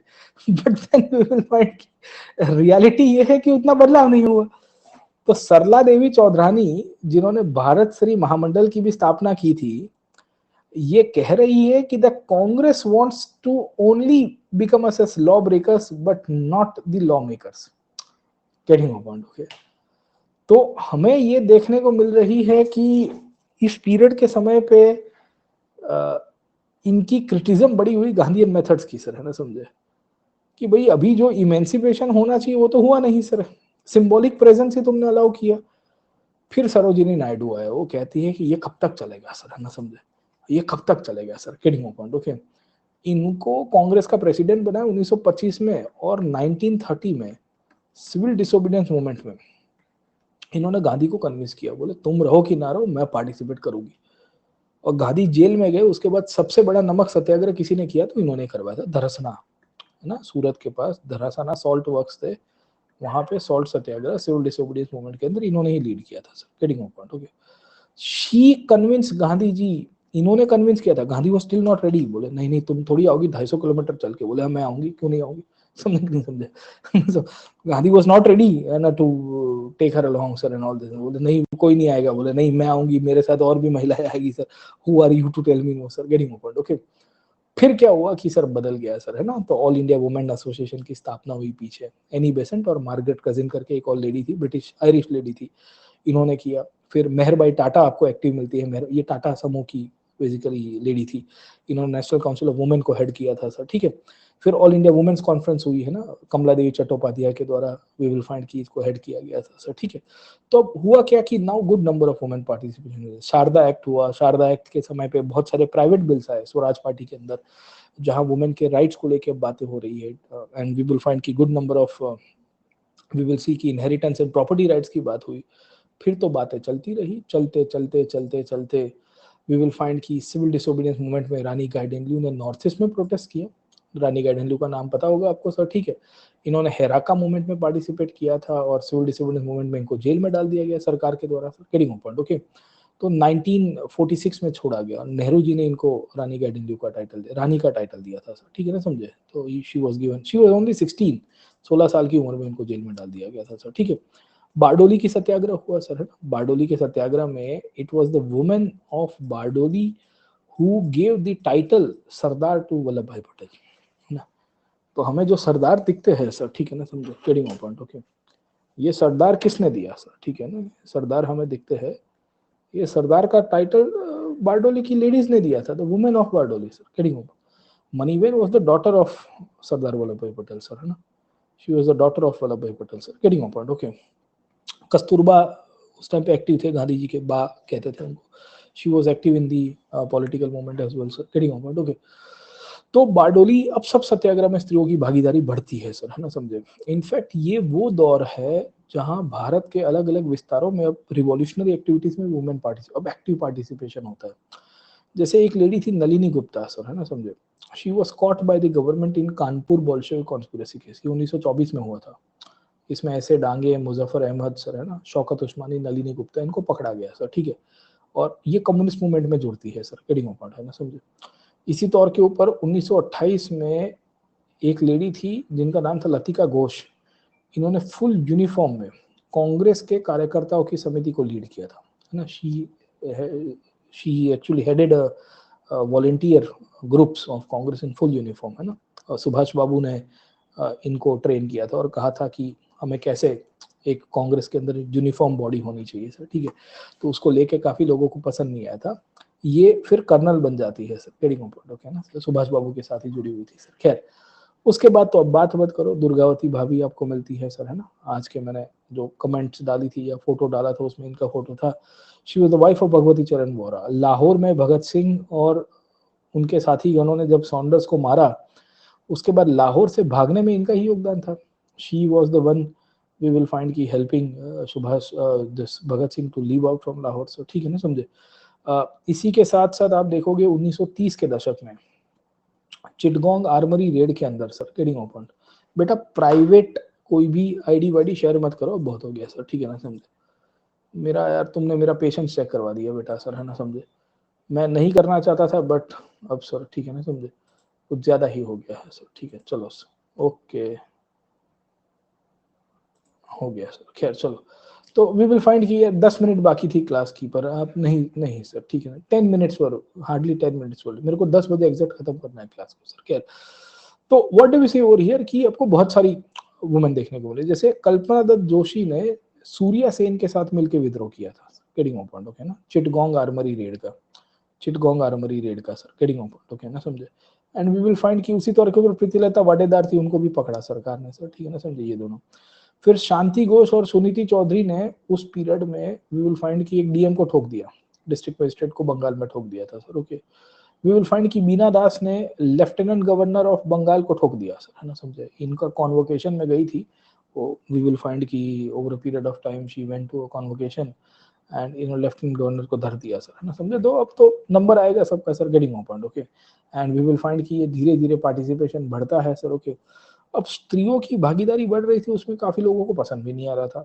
अब जैसे रविन्द्रनाथ टैगोर का मानना था कि ये स्त्रियां कुछ अनफेमिनाइन रोल में आ गई है, अनफेमिनाइन का मतलब है क्रांतिकारी घटनाओं में पार्टिसिपेट कर रही है सर, गेटिंग ओपन, ओके। बोले ये तो कुछ हिंसा विंसा हो गई, ये गलत है सर, ठीक है। तो इन्होंने 4 अध्याय करके एक बुक लिखी थी सर, है ना, याद रखना, इनमें से आ सकता है, getting open, where he criticise, बोले यार ये नहीं करना चाहिए आप, है ना, किसी को धर देते हो, ये थोड़ी ठीक चलेगा सर। क्या, फिर राउंड टेबल कॉन्फ्रेंस हुई। राउंड टेबल कॉन्फ्रेंसेस के अंदर वी विल फाइंड की women participation was demanded by Begum Jahan Ara sir, ठीक है। She became the representative of the women, और इसने कहा कि भाई हम, इनफैक्ट राउंड टेबल कॉन्फ्रेंस में मीराबेन ने भी पार्टिसिपेट किया था गांधी जी के साथ ही सर, है ना, वो ब्रिटिश लेडी थी, मैंने बताया। गवर्नमेंट ऑफ इंडिया 1935 में वुमेन का रिप्रेजेंटेशन बढ़ता है सर, ठीक है ना, समझे। पहली बार सेपरेट इलेक्टोरेट्स दिए जाते हैं sir, getting open, okay. And we will find कि नाउ वी विल सी कि women participation is very active, politically active, revolutionary active, सब जगह के ऊपर मिलेगा सर, ओके। 1940s के बाद क्विट इंडिया मूवमेंट हुआ, इसमें तो बड़ी मात्रा में स्त्रियों ने योगदान दिया, क्योंकि पूरा मूवमेंट सरकार ने दबा दिया था सर, ओके। और इस पीरियड में वी विल फाइंड कि एक तो सुचेता कृपलानी, अरुणा असफ अली, उषा मेहता, एक और लेडी थी आपको देखने को मिलेगी, Sumati Murarji sir, getting open, okay, Sumati Murarji. We will also find Kanaklata Barua या Matangini Hazra sir, getting open, okay, Matangini Hazra sir, getting open, okay. This are all the women who participate in different role. जैसे उषा मेहता ने कांग्रेस रेडियो बनाया, अरुणा असफ अली उस पीरियड के अंदर अगर आप समझने की कोशिश करिए तो रिवॉल्यूशनरीज को हेल्प कर रही है, and over a period of time इन्होंने क्या कहते हैं अंडरग्राउंड मूवमेंट में गाड़ियां दी थी जयप्रकाश नारायण को sir, getting open, okay. Sucheta Kripalani ने उस पीरियड में पार्टिसिपेट किया था। सुभाष चंद्र बोस ने इस पीरियड के अंदर इंडियन नेशनल आर्मी बनाई सर, है ना, उसमें रानी झांसी की रेजिमेंट बनाती, it was headed by captain Lakshmi Sahgal sir, getting open, okay. In fact Subhash Babu ने वुमेन को कॉम्बैट रोल में लेके आए थे सर, ठीक है ना, समझे। And combat and non combat duty दोनों दी थी सर, है ना, मैंने आपको बताया था इम्फाल की कैंपेन में, कोहिमा की लड़ाई में इन्होंने पार्टिसिपेट किया था सर, ठीक है। And they fought as a comrade in arms, बोले ये लड़े सर, है ना, साथ में मिलकर सर, गेटिंग ओपन, ओके। तो ये दर्शाता है कि नाउ वुमेन पार्टिसिपेशन अब बढ़ेगा सर, है ना। मथुरा को पुलिस ने क्विट इंडिया मूवमेंट में गोली मार दी थी। इनको बंगाल के अंदर गांधी बूढ़ी कहते हैं, द ओल्ड गांधी सर, है ना, लेडी गांधी के रूप में, ओल्ड लेडी गांधी के रूप में पहचानते हैं सर, गेटिंग ओपन, क्योंकि गांधीयन थी, बट लेटर ऑन फिर एक पुलिस स्टेशन के अंदर एक आंदोलन करते समय तामलुक में इनको वी विल फाइंड की गोली मारी जाती है बाय द पुलिस, है ना, तामलुक मूवमेंट के अंदर इनको सर, ठीक है। उसके बाद कम्युनिस्ट मूवमेंट चलता है, जैसे तेभागा मूवमेंट हुआ 1946 में, है ना। तेभागा मूवमेंट आपको पता होगा बंगाल में शेयर क्रॉपर्स को लेके हुआ था, जिसमें 1/3 शेयर को लेके वी विल फाइंड की चर्चा हुई। उसमें स्त्रियों ने योगदान दिया। तेलंगाना के अंदर मूवमेंट हुआ, रिवॉल्यूशनरी मूवमेंट, उसमें स्त्रियों का योगदान मिलता है सर, ठीक है ना, समझे। कॉन्स्टिट्यूंट असेंबली में 15 से अधिक स्त्रियां आपको यहाँ से मिलेगी सर, है ना। Vijay Lakshmi Pandit was a sister of Nehru and daughter of Motilal Nehru as well sir, ठीक है ना, समझे। राजकुमारी अमृत कौर आपको देखने को मिलेगी सर, ठीक है ना, गेटिंग पॉइंट, ओके। इनको तो इनफैक्ट मिनिस्टर भी बनाया जाता है नेहरू की सरकार के अंदर। तो इस कंडीशन में अगर आप देखिए कि now good number of women participation will increase. Overall problem ये था कि इनका पॉलिटिकल रिस्पेक्ट, सोशल रिस्पेक्ट बढ़ता है, इन्होंने नेशनल मूवमेंट में पार्टिसिपेट किया, but the negative was that कि वी विल सी कि इनकी जो पार्टिसिपेशन है वो बड़ी लिमिटेड थी सर, ठीक है। अपर क्लास वुमेन ही आ रही थी, मुस्लिम वुमेन लिमिटेड आपको मिलती है, रीजनल डिफरेंसेस बड़े मिलेंगे। बॉम्बे की स्त्रियां ज्यादा पार्टिसिपेट कर रही है, साउथ इंडिया में कम यूज हो रहे थे, उनका पार्टिसिपेशन कम मिलता है सर, ठीक है। नॉर्थ इंडिया में कुछ इलीट क्लास के लोग पार्टिसिपेट कर रहे थे सर, गेटिंग पॉइंट, ओके। तो ओवरऑल कंजर्वेटिव सोसाइटी के कारण स्त्रियों की जो पार्टिसिपेशन है वो बढ़ती तो है, पर उतनी मात्रा में नहीं बढ़ी, और इवन आज भी नहीं बढ़ी है सर, ठीक है ना, गेटिंग पॉइंट, ओके। तो आज भी अगर आप समझने की कोशिश करिए कि still there is enough vacuum and there is enough scope for the women participation in political life, public life as well, so ठीक है। So this includes the bureaucracy, this includes the representation। देखो bureaucracy में, politics में कुछ लोग होंगे जो नहीं चाहेंगे सर, ओके। सो दे, मतलब वैसा है ना कि भाई मैं स्त्रियों को कैसे सैल्यूट करूँ सर, वहां तक की बातें आ जाएगी सर। आप ब्यूरो जाओगे तो आपको एट टाइम्स कभी कभी लोग मिलेंगे सर, ओके, है ना। ये किरण बेदी मैम का एक वीडियो देख रहा था, उसमें उनको वो लड़की करके बुलाते थे। उनकी एक डॉक्यूमेंट्री है, यस सर मैडम करके सर, ठीक है ना। Yes sir madam is a documentary based on life of Kiran Bedi sir, ठीक है। I would suggest you should watch it, okay. उसमें कह रहे थे कि when she joined services, okay ना, people were not ready to accept her, ठीक है। बोले ये कैसे पार्टिसिपेट करेगी, है ना, ये कैसे आईपीएस बन गई सर। तो then there are people around होंगे, अब पहले उस टाइम पे संख्या ज्यादा थी, अब कम है सर, गेटिंग पॉइंट, ओके। तो women participated in different roles, हो गया ना, समझे। सब में पार्टिसिपेट किया, बॉम्बे में बड़ी मात्रा में हुआ, मुस्लिम वुमेन थोड़ी कम होती है sir, getting point, okay. But problem ये हो रहा है कि they were not able to create our own institution. अब जैसे ऑल इंडिया वुमेन कॉन्फ्रेंस बन गई सर, है ना। आप देखिए 1920s में बड़ी संस्था बन के आई है ना, ऑल इंडिया वुमेन एसोसिएशन बनती है, नेशनल काउंसिल ऑफ वुमेन बना। ये वैसी संस्थाएं थी जो बन के तो आई, समझे कि नहीं समझे। बट सवाल ये आता है कि इसके कारण क्या स्त्रियों की भागीदारी हजारों लाखों की संख्या में हुई? नहीं होती है सर, ठीक है। क्योंकि समाज अभी भी एक्टिव नहीं था सर, है ना, समझे।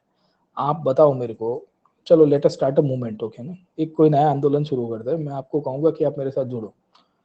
अब जितने लड़के लोग होंगे उनके अंदर हो सकता है कि दे विल पार्टिसिपेट, बोले मेरे को पूछना नहीं है। पर जैसे कोई गर्ल स्टूडेंट को बोलना, बोले नहीं सर पापा को पूछना पड़ेगा सर, ठीक है ना, समझे। मैं आपको बता रहा हूँ सर, अभी भी आप देखोगे सर ना, कितने लोग मर्जी से नहीं आ पाएंगे सर, ठीक है ना, सब पापा को पूछना पड़ेगा। लड़कों के अंदर घर में भाई बहन होंगे, तो भाई को रात को बाहर घूमना है तो भाई अपनी मर्जी से जा सकता है, बुलेट लेके, एक्टिवा लेके, गाड़ी लेके सर, है ना। अगर बहन को जाना है तो बहन बोलेगी कि नहीं नहीं नहीं, मेरे को पापा को पूछना पड़ेगा सर, ठीक है ना, समझे। मैं दोस्तों के साथ अभी नहीं जा पाएंगे sir, getting home. But then we will find कि कुछ कुछ चीजें अगर आप समझने की कोशिश करिए तो कल्चरल कंजर्वेटिवनेस है, कुछ कुछ कंडीशंस वैसी है सर, ठीक है ना। बट ओवरऑल हमें ये मिलेगा कि जो कॉन्शियसनेस डेवलपमेंट है वो आपको लिमिटेशंस के अंदर थी सर, है ना, नेशनल मूवमेंट के पॉइंट ऑफ व्यू से सर, ओके। तो प्रॉब्लम ये था कि वो अपने ही रिक्रूट्स या अपने ही साथ जुड़े हुए लोगों को कन्विंस नहीं करवा पा रही थी सर, ठीक है। तो ये सब कंडीशंस में वी विल फाइंड कि कुछ कुछ फैमिली से स्त्रियों की पार्टिसिपेशन बढ़ी, कुछ कुछ से नहीं बढ़ी। आज की तारीख में भी उसकी आवश्यकता है सर, ठीक है ना, समझे। तो ये मुद्दा था, होपफुली आपको समझ में आएगा कि age, gender and religion, Hindu, Muslim, Parsi, सब समाज की स्त्रियों ने पार्टिसिपेट किया है। ओल्ड एज से भी किया है, 16 साल की वुमेन गर्ल्स ने भी पार्टिसिपेट किया। आप देखिए कि जब आप इनका नाम देखते हो, Bina Das, she was hardly 20, Saniti Devi and Suniti Chaudhary sir, ठीक है ना, they were hardly in the 20s and they shot the district magistrate sir, ठीक है। तो ऐसा नहीं था कि दे वर ओनली, है ना। Rani Gaidinliu was hardly 16 years, okay. Matangini Hazra was very old, है ना, मातांगिनी हजरा थोड़ी 50s 60s के बाद में थी। तो you will find women in all sections, okay ना। Sarla Devi Chaudhrani belonging to a very zamindar family sir, ठीक है। सरला देवी चौधरानी जमींदार फैमिली से थी, but she was like I don't care sir, elite family से थी सर, ठीक है। आप अनसुया बेनसारा वही को देखोगे, इलीट फैमिली से थी सर, ठीक है। Still they participated sir, okay.